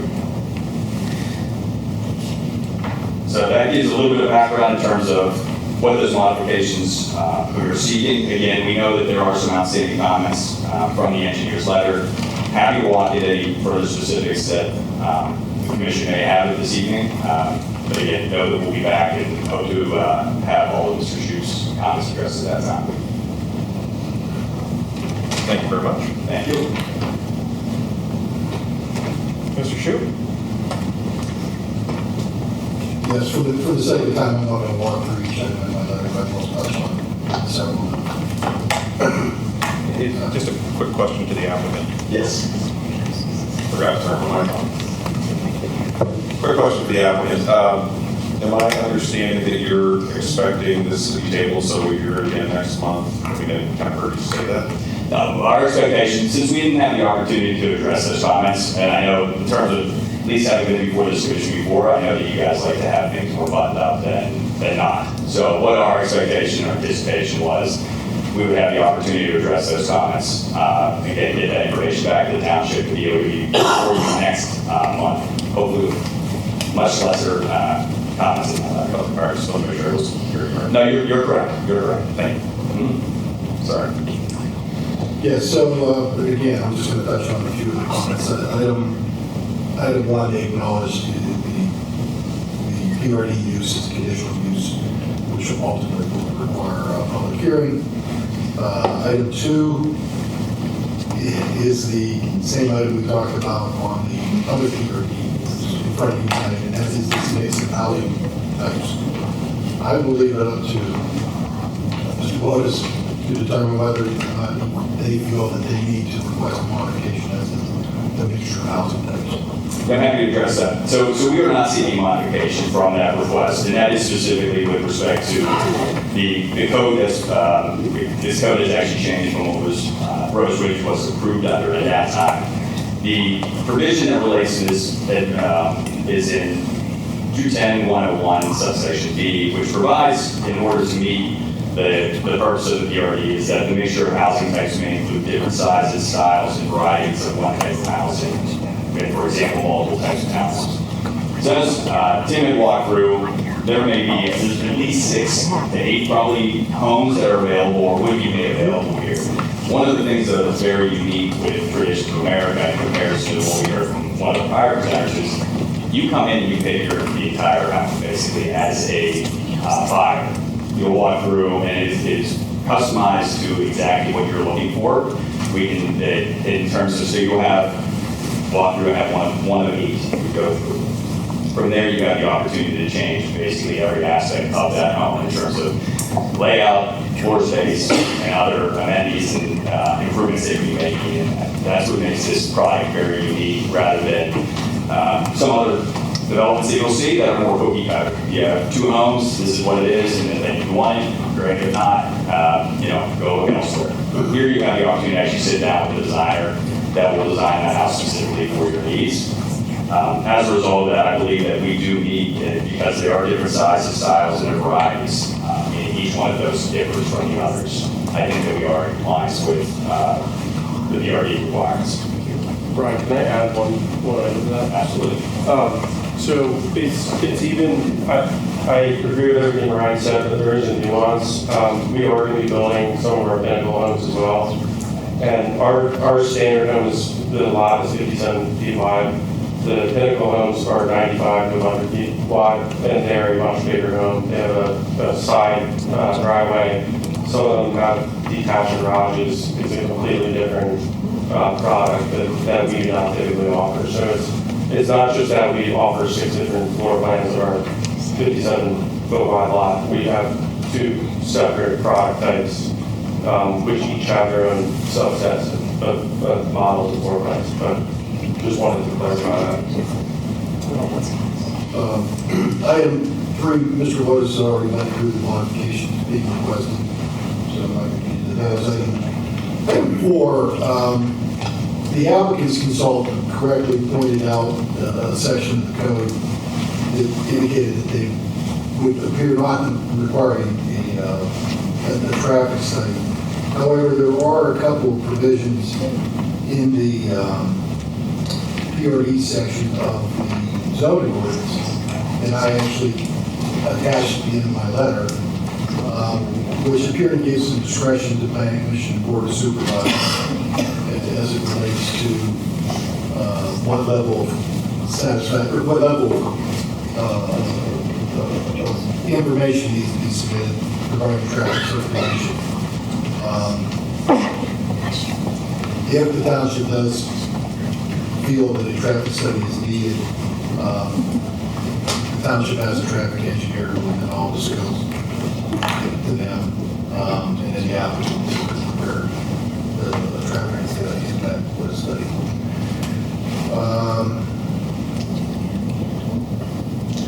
Item Item 7, I've asked the applicant to provide additional information on the, I'll call it the conventional concept subdivision that kind of dictates the density of development. And the reason being, discussed with applicant's consultant, is that we just need to make certain that the conventional subdivision will produce X number of houses, and therefore the PRD will be allowed X plus 10% number of houses. So I think that was comment number 15. Oh, was it? Yeah. Oh, I'm sorry, you're right.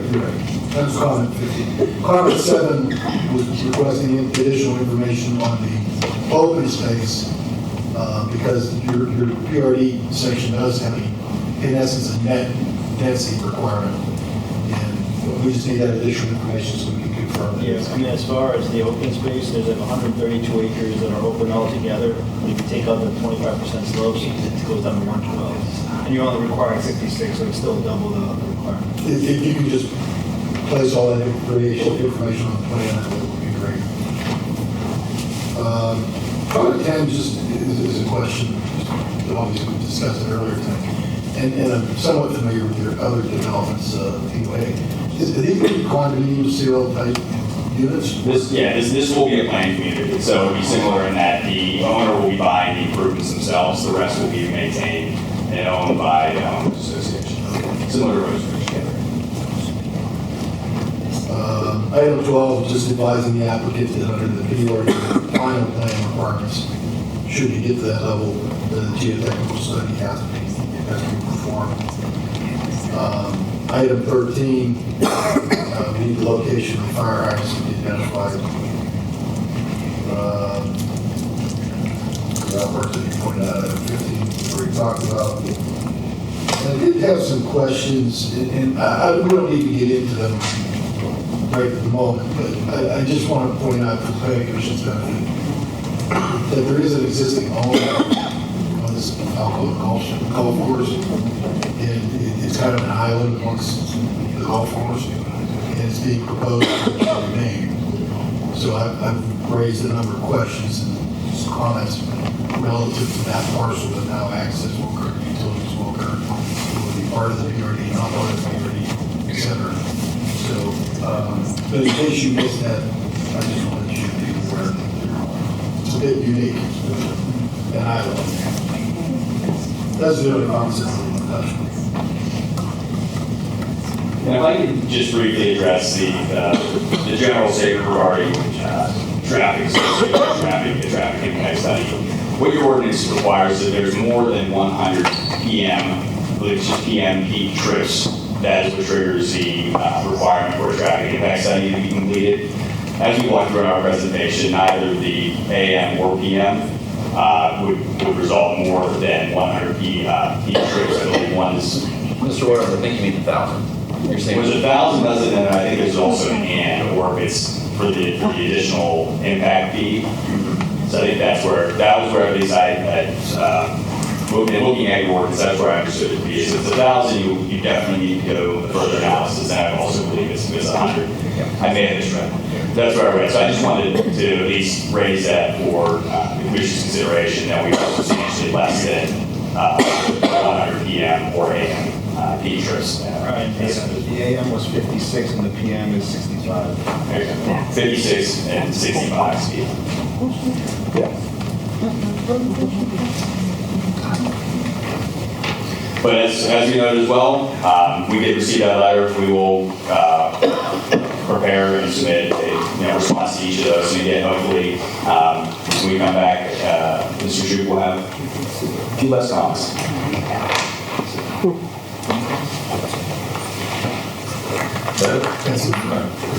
Thank you. All right, next, there's nobody here from the public who wants to comment. So if I could remind everyone, and the reason why we limit it to 3 minutes and we don't have the back and forth is because I want everybody to have an opportunity to comment who wants to comment, and I'm sure you don't want to be here until 3 o'clock in the morning. So if I could ask you to please come up, state your name, address, and have your public comments, I would appreciate that. And also, if you have substantially the same comment as someone else, you can simply say, hey, I have the same comment as so-and-so, and that will also save time. But you do have the right to say that comment again if you want to. Okay? Is there anyone here with public comment? Nobody's standing up. Thank you for this. My name is Joe Vetter. I live at 1128 Williams Way. Been a resident there since 2015. And full disclosure, I am on the board at our association.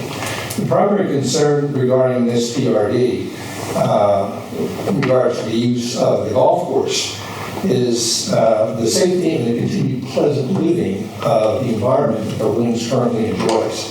The proposed use of the Links Way as one of the two points of entrance and egress for the proposed new community is of great concern to the community.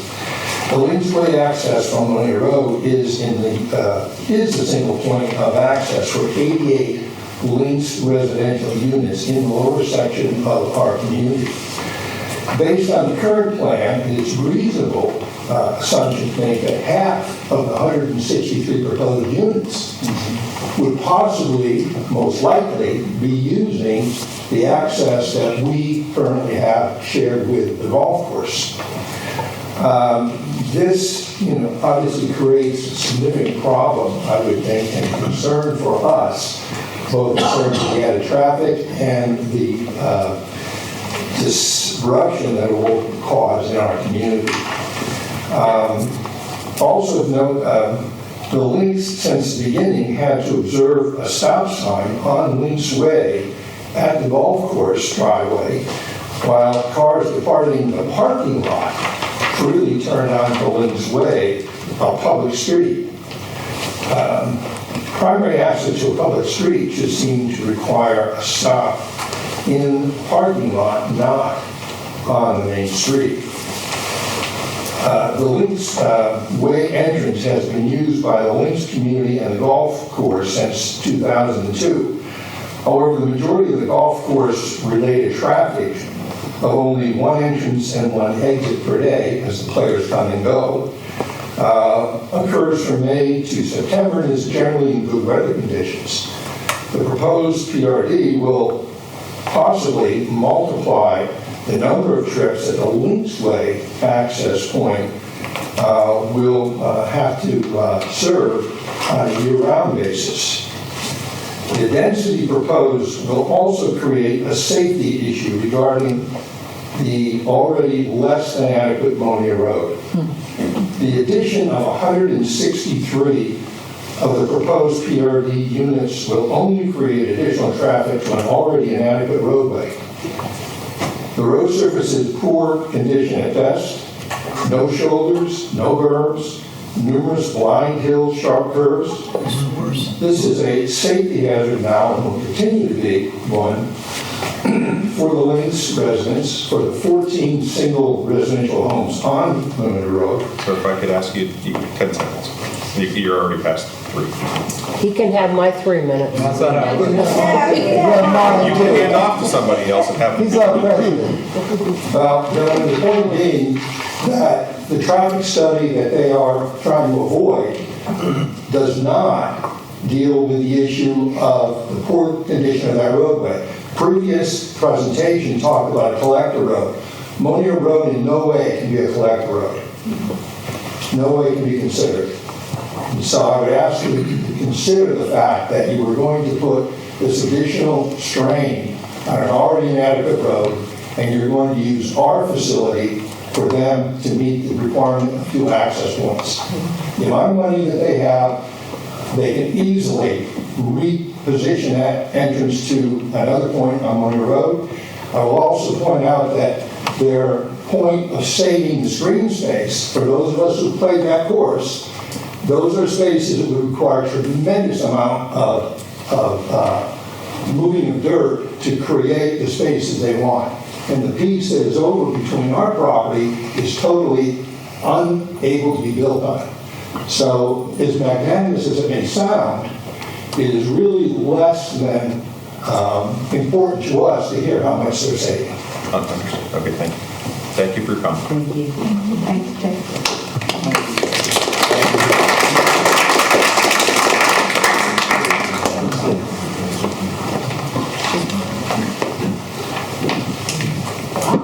Anyone else to call?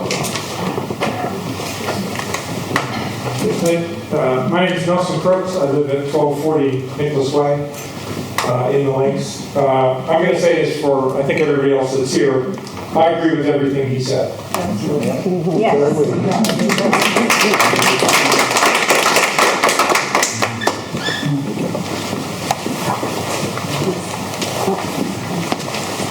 Hi, Sarah Smith, 1203 Nicholas Way. My concern is that right beyond those trees is a fracking tap, and then there's another one over to the right. And we've got 188 units, and we're adding 163 or something, I'm sorry. If something happens at the pad, we all have to get out the same road. And like Joe said, Lanier Road can't handle 5 cars, let alone 188 plus 163 or more, because most people have 2 cars, and if they're grabbing all their stuff and loading the 2 cars, it could be a lot more than that. So that's a big concern to me. Thank you. Thank you for your comment.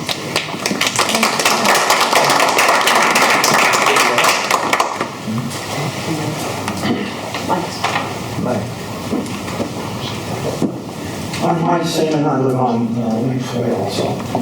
I agree with everything they said. My comments on Lanier Road. I mean, it's an old country road that doesn't need speed bumps, okay? Because of all the potholes, the filling that has gone over there. Just this past year, there was potholes filled again. 58 from the Red Belt all the way to the end of Lanier Road. Some a foot in diameter, some 3 feet in diameter, off to the side of the road, in the middle of the road. The road cannot handle the traffic. That's my comment.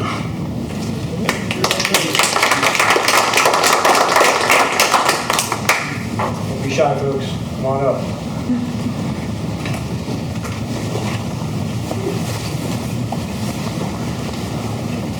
Hello, Gary Calavoda, Crystal Spring Court. I wanted to follow up on what Sarah said a couple of minutes ago. Not only is there a well pad southwest of where they're located, they're actually in between 3 well pads. The Tyke well pad on Bedford Road, the Leto well pad on Oak Road, and then the Carol Brandon well pad on Bedford Road. And I just was wondering if the developer was aware of the fact that there are 3 well pads there, and why would anybody want to put additional housing units in an area where there are already 3 well pads? Whether or not they are required to disclose this to buyers, would they agree to do that? It should be disclosed prior to purchase to a buyer who would want to know the health risks to a place where they might be moving and spending $700,000 to do. So the other thing is, I saw the request for a 17-foot garage. That's not wide enough. My garage is even wider than that. I can't fit 2 cars in it. Thank you. Thank you for coming.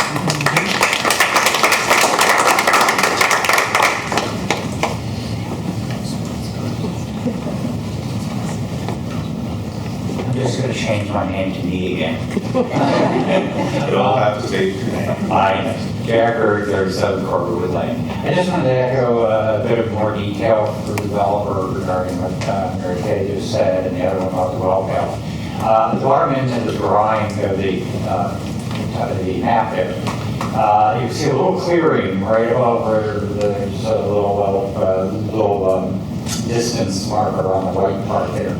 That is approximately where the Tyke well pad is. I did a quick little measurement distance, and those homes may be within 1,000 feet, at least definitely well within a quarter mile of the well pad itself. I know you have pretty good sales of Rose Ridge. I'm just curious how those folks are going to feel when a fracking well drilling tower goes up in their backyard.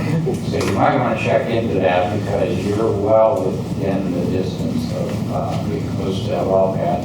And if I read the elevations right across that, there's a valley there. They're almost at the same elevation. So I just wanted to point that out. I think it's important to disclose to buyers that they know they're coming close to the well pad, but there's also a gathering transmission line that comes out of that and takes service in that direction. All right. Thank you very much.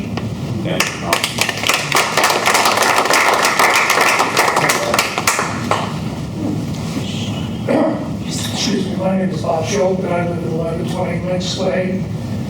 Most of the residents here will recall that a couple years ago we went through an analysis of potential mine subsidence in our development, which ultimately resulted in an increase in our HOA fee to get mine subsidence insurance. Sorry for my voice. I'm wondering whether there would be an impact of these additional units on our development in terms of mine subsidence. So I wonder if there would be an analysis done or worthwhile to do some sort of an analysis that would assure the residents at the links that they're run that this additional development is not going to reflect poorly in mine subsidence in our development. So thanks.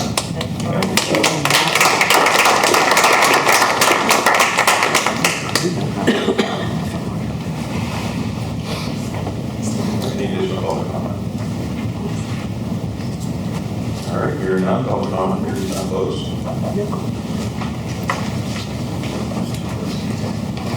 Planning commission session. Trying to do better about talking to the microphone. Can you hear me better?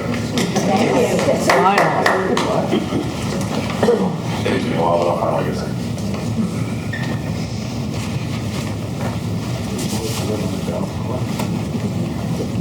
I've just been curious if the developer was aware of the well pad it was proposed next door.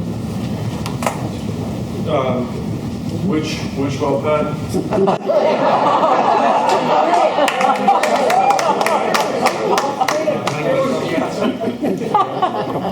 I can't believe it. I'm not aware of that well pad. No.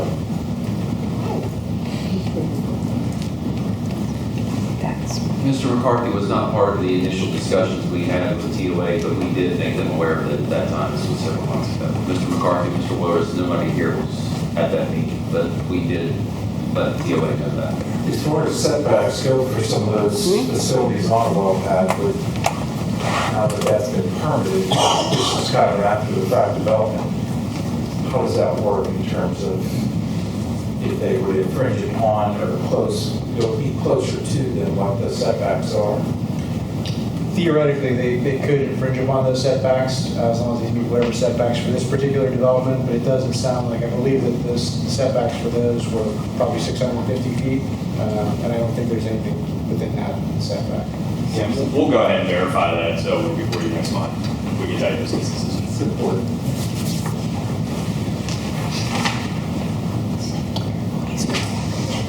I have some comments on the modifications. Looking at, and I understand, you pointed out Rose Ridge was successful in getting some of these modifications. I'll remind you, this is not Rose Ridge, this is a separate development. Looking at R1, R2, distance between structures, 50 feet, 30 feet, proposing 15. That's a significant difference. And just, I heard a lot of justifications about limiting grading and reducing impervious surface, and those are all good, but it's something for the commission to think about. Are those, in your opinion, you're ready to make a recommendation at some point that is in the public interest? And then the same thing for reducing front yards And as one commenter pointed out, 17-foot wide garages versus 22-foot wide garage.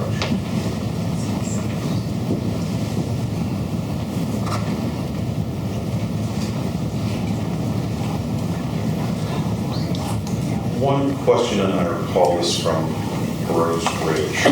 There was considerable discussion on the length of the driveways from the garage door, similar to the other plan we talked about. Do you have those numbers? Are we?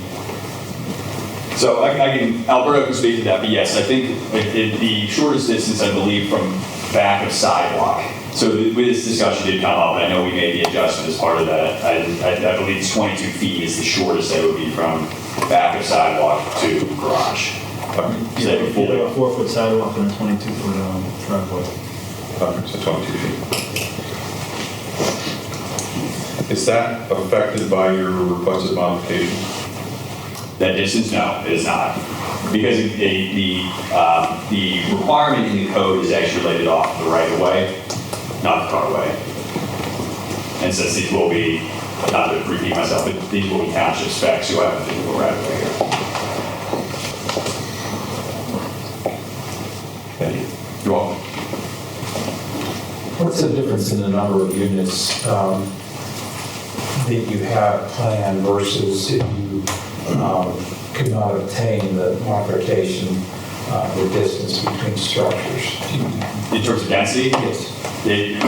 All that would require is that we basically blow out the site more. We would be able, so you would be able to fit the same number of units on there, but it would be a slightly different configuration in terms of layout. So, you would have the road meander more to create more distance so you could have the actual aspect. So by doing, again, what we're doing, we're just basically seeking to have less of an impact on the existing site. But Alberto confirmed for me, we can still meet the number of units that we're proposing in compliance with that, but we would have to modify the site to do that. Yeah, we'd have to a lot more room just to get more frontage so we can space everything out. Have you considered changing that second access point to Bonnier Road? The reason that we have it off of Lynch Drive, I mean, first of all, it's a public road, so we went off of that. There's already an existing driveway there. If you guys, everything in between, if you look at Can you speak up, please? yeah, if you look at the existing conditions. Can you hear my microphone? Thank you. Yeah, there are environmental features in between both of those holes. There's streams and wetlands. So we had looked at the option of trying to go kind of parallel with the existing one, the proposal that's there now, put another road off Lanier. But there's wetlands, there's streams. We had our environmental guys go out there, delineate the whole site. And going off of where we are now, we are minimizing the amount of wetland crossing and stream crossing we have to do. And there's also some topography challenge there. So are you going to impact wetlands? Do you need one? We have stream, we're proposing, right now the way we have the grading, and there's some existing culverts that are in now for the golf course as part of the golf, like their cart paths. Obviously we're going to do public roads, so those cart paths are going to get wider to be brought up to township standards. So there will be general permits we'll be applying for. No joint permits, some of the crossings could impact the wetlands. We haven't gone that far in the design, but as of now, they're just going to be your standard minor road crossings. Yep.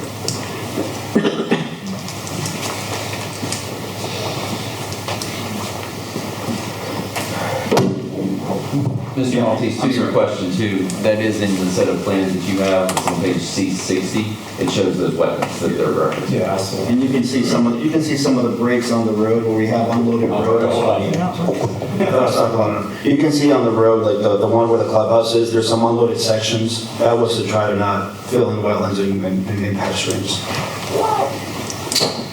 Let me ask you a question on, I did a development one time on an old golf course, and I had to reroute a stream around a green because the amount of herbicide, pesticide used over the years on that top 6 inches of that green made it hazardous material.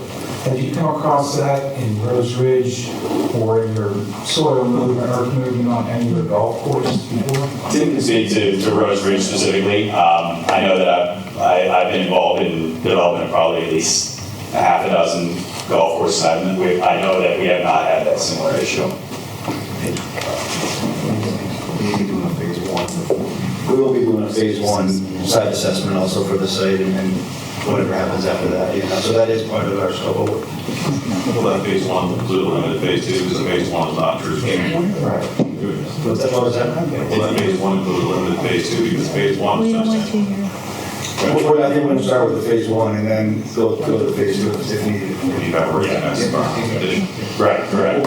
However, we did do phase 1. We remember. So that's already happened. We did do phase 1, there were no regs. But to answer your question, we have not had any issues with that at Rose Ridge, but, I'm not an expert on the topic, so I can't speak to it. It's one of those things, if you don't look for it, then it's not there. But it exists. It is. I was wondering how you guys are going to address these sewage facilities planning module. Well, as far as the sewer is concerned, this is core business. We've gone ahead and increased all the utility providers, Oakmont Water, and then we've been dealing with West Tier Sewer Authority. So as far as sewer, the sewer is all. That's drainage based, by the way. It's drainage. Yeah. We'd like some accuracy. Okay, sir. So the sewer all flows down to the bottom of the site. The sewer all comes down. There's going to be a pump station right over here. Pump, lowest point of the site. Everything's going to flow by gravity from Links Way down to there, from 1 year down to there. Gravity lines, public lines, 8-inch lines to the pump station there. Then that's going to be pumped with the force main behind all of these units, all the way up to the existing manhole, gravity manhole that's in Links Way.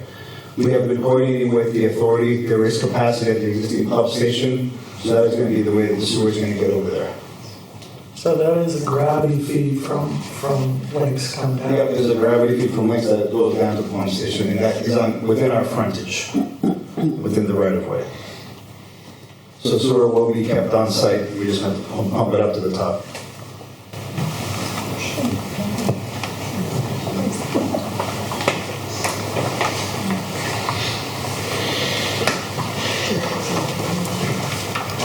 Sorry to get back to the distance between the structures, but I just want to make sure I understand this right. The reason for the requested modification is stated as without the modification, there would be more site work needed, essentially. That's a component of it, yes. And,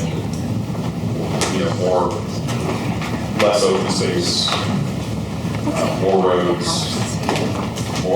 more wetland issues, more Water lines, sewer lines, gas, all the utilities. I would even take it a step further. I mean, if you could imagine this site right now has 163 homes. If you doubled the side yards on every single one of those homes, basically the entire site would be developed, and that would clearly not be a good thing for any of the neighbors. I mean, we're going to cluster everything together.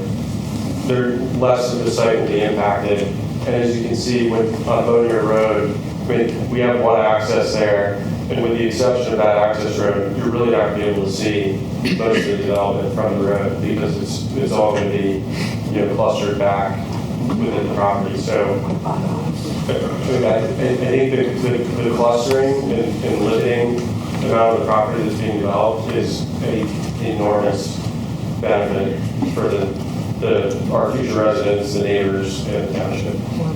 And then just to what Tim said as well, we still got to comply with the open space requirements even if we expand the site. So it's feasible. So it could be done with the density that we have here. Again, we would just be disturbing substantially more space on that site. Do you have any other developments that have 7.5 foot side yards? All of our developments are 7.5, so it's 15 total. But every community we've done is 15 feet. All three of you? Correct.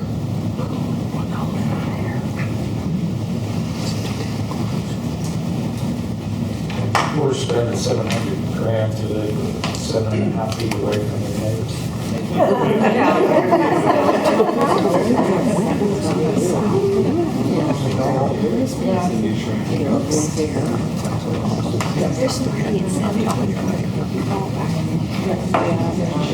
the average when you add in everything. But I average that. Pros to that, so something you'd be willing to take a quick look That'll be probably the geotechnical study. Yeah, as Scott mentioned, that's something for final, but we do have, I will provide Scott, we have a preliminary geotechnical report that just has a lot of the desktop reviews. Now, so that, and there, with regards to the coal within this area, our project is, I believe it was over 100 feet, 150 feet from the mine, so we don't see that as an issue, but I'm not the geotech. I will provide that to Scott to review. That's something obviously we would consider. Yeah. I mean, usually when you have, building within 100 feet of a mine, you do the mine subsidence, regrouting and all that, we think that our project is about 150 feet above the mine, so it should not be an issue, but I will provide that information. Quick question, what are you going to do about this green space, all the previous golf course? That will just probably grow long grass, is that what you just let it go, or you? We haven't designed an entire landscape plan yet, but it's going to be preserved as open space. I imagine there will be, some sort of landscape plan to manage all that open space. But I'm not sure exactly what it will be. Not leaving any holes or anything like that? Unfortunately, not.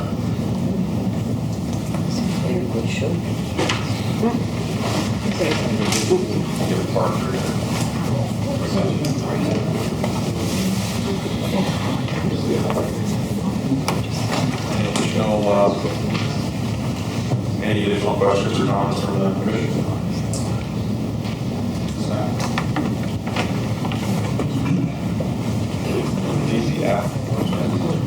So, I guess this is to Mr. Willis. Since the plan is to come back next month, we will need, as you've heard before, we will need an extension on the public hearing date for this conditional use portion. So if you can provide that, either myself, copy Mr. Rob, we would need that, and we can discuss date and all that. But yeah, that's what I was going to suggest. We'll talk about that, but no problem. Okay. Unless the applicant has essentially requested table. We could, do I have a motion table? Do we need a motion? We didn't vote on it. It's true, we didn't. We have in the past. Consider yourself tabled. Thank you. Thank you very much. Appreciate your time this evening.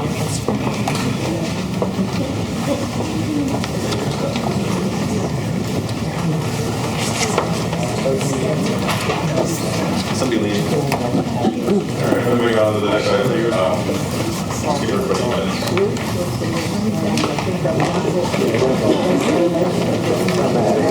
The next item will be general public comment. And that's on.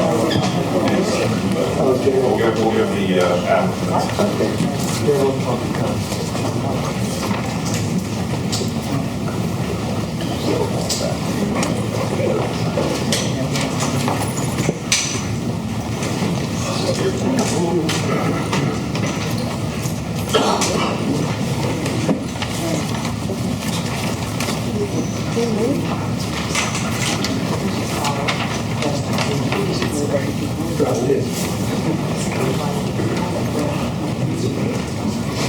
One of the questions of this.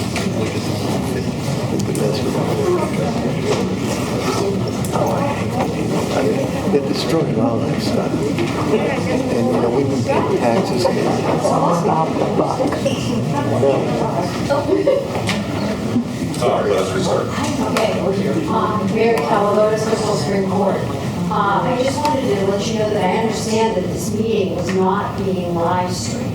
And there's one thing we learned from this meeting, this room is not adequate to accommodate a large number of people, and thus it should be live streamed. So I know the township spends some extra time and money and energy in order to accommodate live streaming for the supervisor meeting, and perhaps you could request that the supervisors deign to have your meetings live streamed also. It will contribute to more public knowledge, and it will contribute to public understanding of what's going on. So I thank you very much.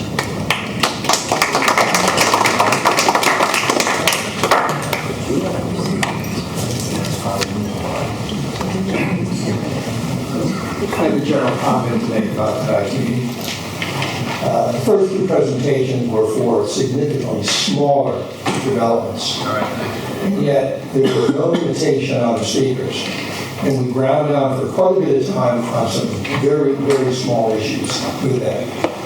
When our turn came to speak, you eliminated my time to 3 minutes, though others in my community said, go ahead and speak. That didn't seem to be fair.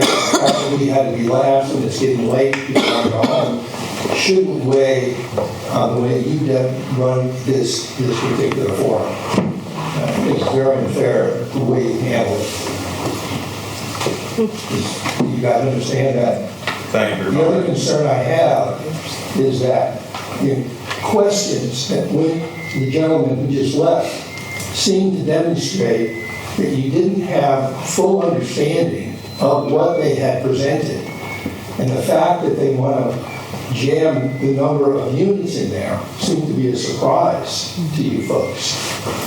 So all I'm saying is we certainly respect the time that you guys put into this. And we certainly as a community need people like you. But in fairness, you can't take and shut us down at a time limit of 3 minutes after you've dealt for up to 45 minutes to an hour on a 20 position unit and another that was like 6 or 7 units.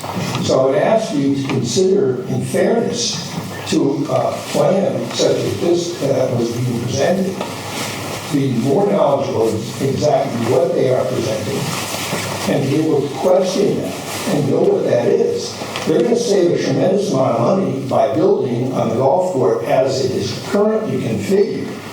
And by reducing those spaces, they are just creating a much larger profit margin for the units that they want to build. And using our exit, okay, that was approved in 2002 for the Links community, and now throwing it open to 163 units is just totally unfair. And I would expect you guys would raise that question with them. That entrance at our community, where we already have 88 people, we're going to be 160 some people, which is the size of their plan, and you require 2 points of access. Someone should have spoke up and said, guys, that is just not acceptable. There's a lot of dirt there for them to move. They can create another access point. Sir, may I remind you that this process is not over. And may I remind you that this is being videotaped. You can go back and look at it, and you'll see the commenters were generally limited to 3 minutes. No, they weren't, sir. Yes, you may review the tape, West New York City. What I'm saying is this is a very important issue, and you look at the turnout from our community versus the community turnout you had. And we very much appreciate the turnout. And we very much appreciate the comments.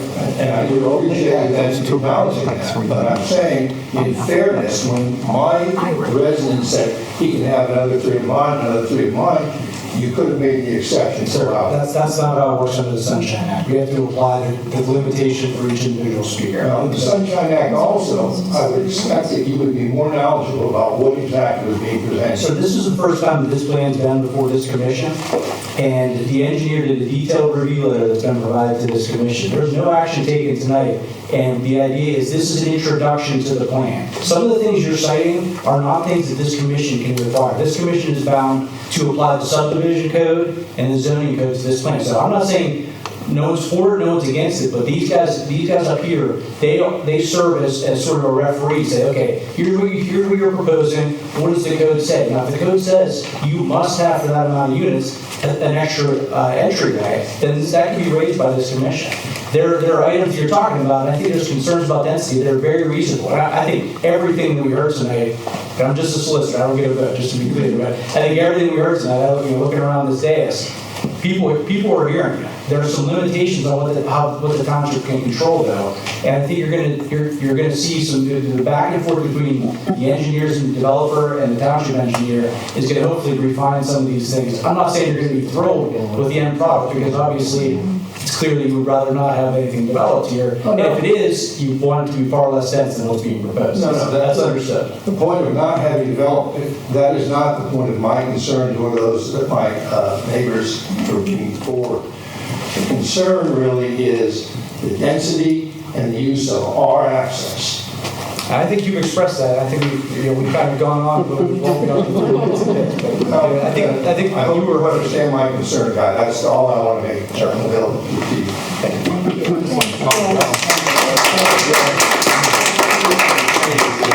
When you're an applicant, they got a lot more time. The public comment for each section we had is usually limited to 3 minutes, and that's the same for supervisor meetings.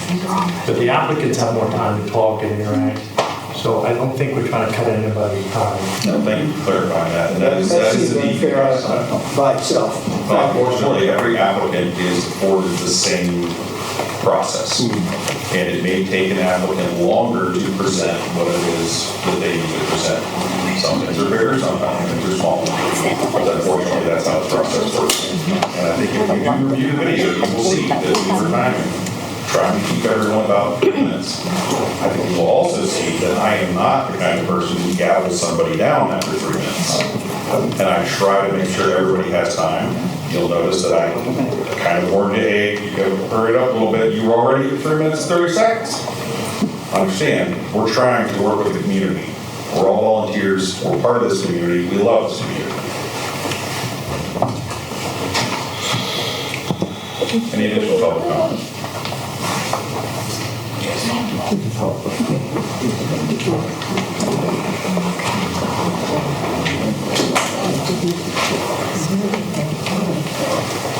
Good evening, Brian McNamara, Links Way resident. General comment, we appreciate everything we're doing, your team, your committee's doing. One of the things that I was just looking to post out was the infrastructure of Monier Road. That road is, as we said, seriously degraded. If this thoughts and plans will go forward, Monier Road with the vehicles of 20, 30 plus ton vehicles rolling on that road, the integrity of that road will be gone even if it went into phase 1 or phase 2. So us residents and Deer Run community would be open to better thoughts. Second thought would be stormwater management. If the proposed area heading everything southwest of the plane of the drawing, storm management, the concrete and the square footage that they're adding to this naturally sloping golf course to the right, what would the impact be for the wetlands and everything over for the storm management plan? I don't know if the committee gets into it. The engineers haven't even started, but now you're adding more flat space. How do they control it? So that was only my 2 thoughts.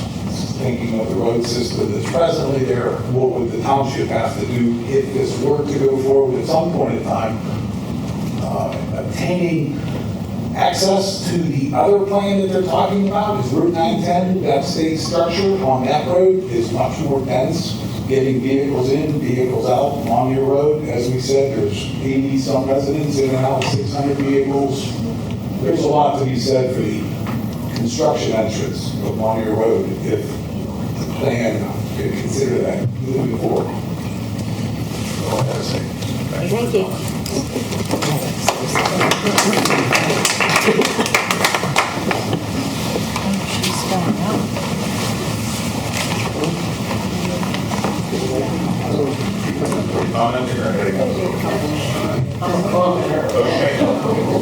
Sheriff Stewart, 113 Links Way, 1139. Just to go along what he said, that golf course slopes toward our swimming pool. We are downhill from theirs. I live on the side where I have to go up to get to the golf course. We need to make sure that that water does not come anywhere near our swimming pool and our clubhouse, because that's where it bends, and it could very easily flood us big time. That's my concern. You have all this water, it has to go that way. It cannot come into our pool, and that would be the end of us. Thank you. Thank you for calling.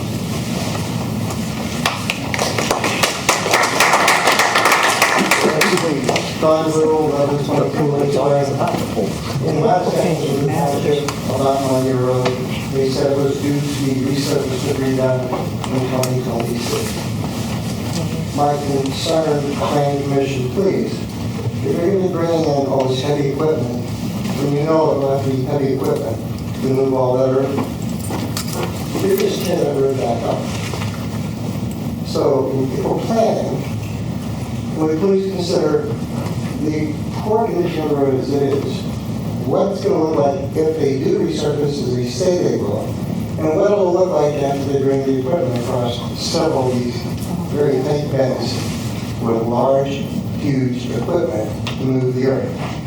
Let alone all the debris, I'm sure will be taken off the road when they're done, but there won't be a road left. It's hardly there now, correct? Yeah. So, can you work with the road people about what they're going to do next year and not do if you think move forward? Fortunately, one who works on that very extensively is sitting right over there. Mr. Shute. You are correct, it is on the list.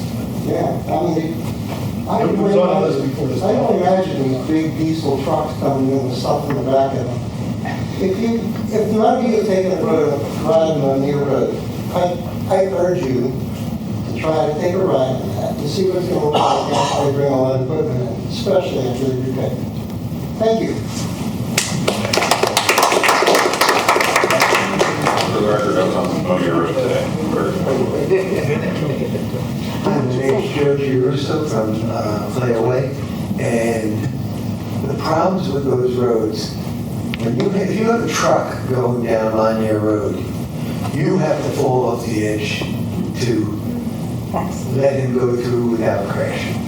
And that's the kind of thing, we have any more damage to that road.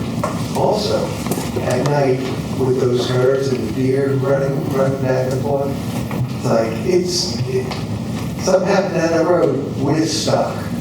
We're stuck in our little home because that's the only way out.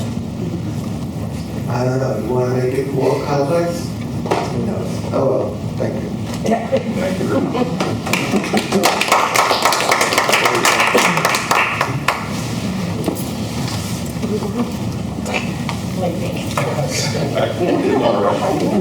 Any additional comments? Okay, hearing none. Thank you for your comment. I appreciate it.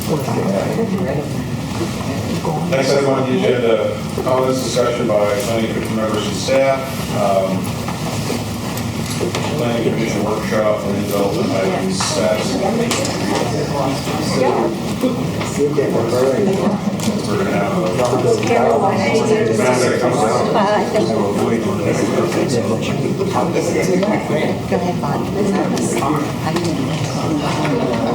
You guys coming in today? This is the home report. Live on the golf course.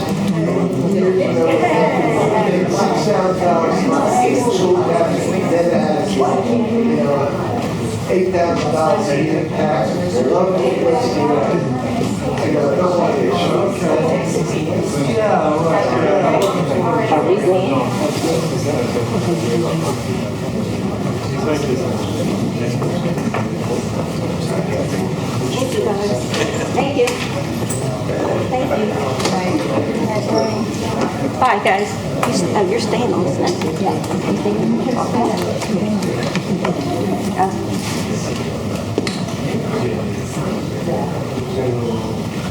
all right, we start the recording. Mr. Shaw. Yes, so these, actually, items 1 and 2 kind of roll in together, so I'll probably just jump from 1 to 2. Real quickly on number 1, we are working to compile, like we said last month, the items that the first workshop recommendations you came up with. We're working to have that, as we said, for next month's meeting, to have for the whole commission to review. Hopefully in a little more presentable form, close to what would essentially be presented to the supervisors for them to review. So again, that is still on track to be on your agenda next month. Then again, rolling into number 2, Planning Commission workshops topic list update at the request of the commission. Last month, Mr. Chairman, as you pointed out, you requested some clarification on the workshop topic list, anything to add, take away, rearrange the order, et cetera, and the supervisors did add 3 items to your list, and I will send a copy of this updated list to everyone. I'll get that to you guys. But the first item that they added was related to data centers, and the board would like that to go to the top of the list to create/draft a data center ordinance.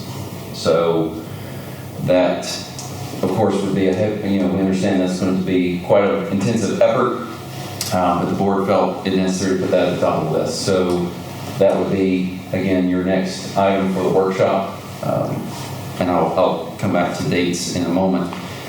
The second item that was... If you don't mind, just real quick. I know Ms. Austin provided some, I don't know if it was maybe a model ordinance. I do have some additional materials because this is kind of a hot issue that our firm's trying to wrap our heads around, kind of, just generally. So I will share some of the materials that have been provided to me with you, Joseph, and you can get them to the workshop folks if you Sure. Thanks. Very great. Yeah, once it's established, Mr. Stark, who from the commission is going to be coordinating that, I'll pass that along from Mr. Rob to Will the next workshop be in the Thursday and 2 weeks? Yes, if the commission so chooses. The September 11th date is reserved. This room is reserved for that date if you so choose. That's, again, at the commission's discretion.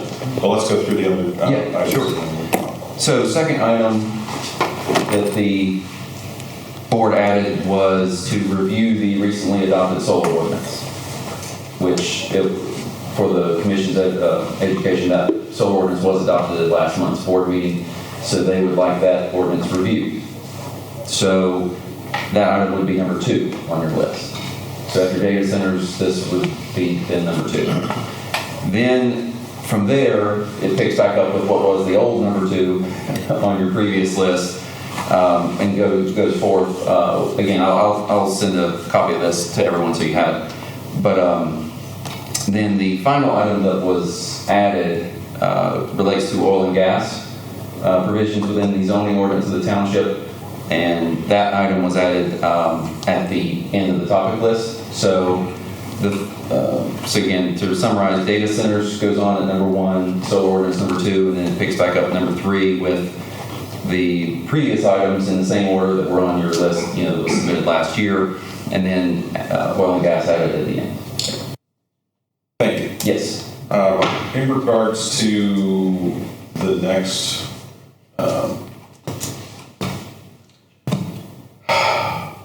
workshop. I want to say task force. I want to say work party. I want to say anything but the workshop. I apologize. The next workshop.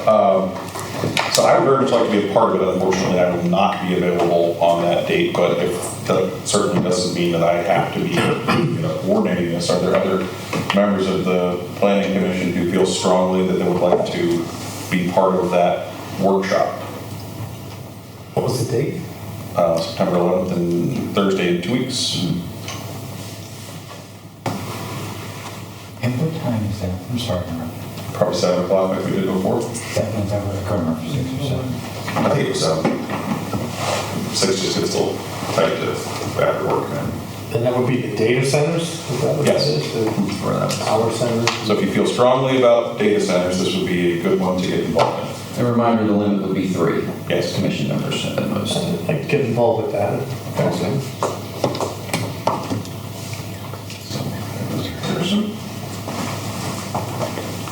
Anyone else? You can always change your mind and join, but we can't have more than 3. I will not be available, just as a reminder. I would love to be, but unfortunately I can't. However, in future meetings, I do want to be involved. Well, and again, it's up to the commission. You can choose to start in October if you wish. I mean, that's up to you guys. I mean, that September 11th date is available. Well, I will leave it up to my fellow commissioners because since I can't be there, comfortable. We've got some very experienced persons here to help guide us through the workshop process. So. If Gavin would get that information out to us, we could have a starting point. Yep, give you a head start for sure. Hearing like it's a go. All right, thank you, Mr. Anderson. And then, Mr. Stark, with the, I would assume then you would like to participate going forward in this topic along with Mr. Harrison? Unless I would be a quorum, certainly I would. But I don't want to take that opportunity away from my fellow planning commissioners, as I have already been on one. Sure. Put a question mark.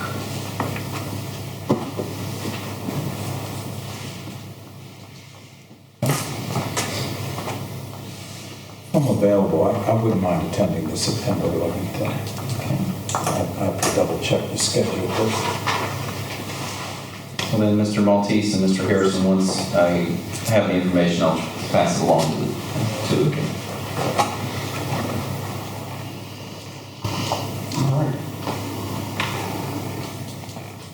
That does conclude our agenda. If there's nothing else. I have one thing. You missed your opportunity. There was planning. In terms of some of these projects, the first two projects that were presented, it would really be extremely helpful, I think, if somebody could plug some of those figures into the screen so that the whole room can see that.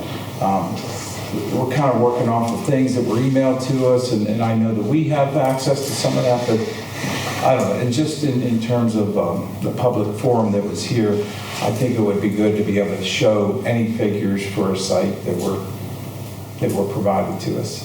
It's an idea of thought. I know it's going to take some effort to get that stuff uploaded and put on the screen, but I think people are just in the dark as far as what we're talking about.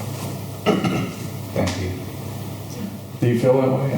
Yeah, definitely. But we have the technology, so. I would speculate that the architects, engineers, et cetera, this is all stemming from a digital file anyways, even if they have printed documents, so I doubt that it's that much of a leap to get it to the screen.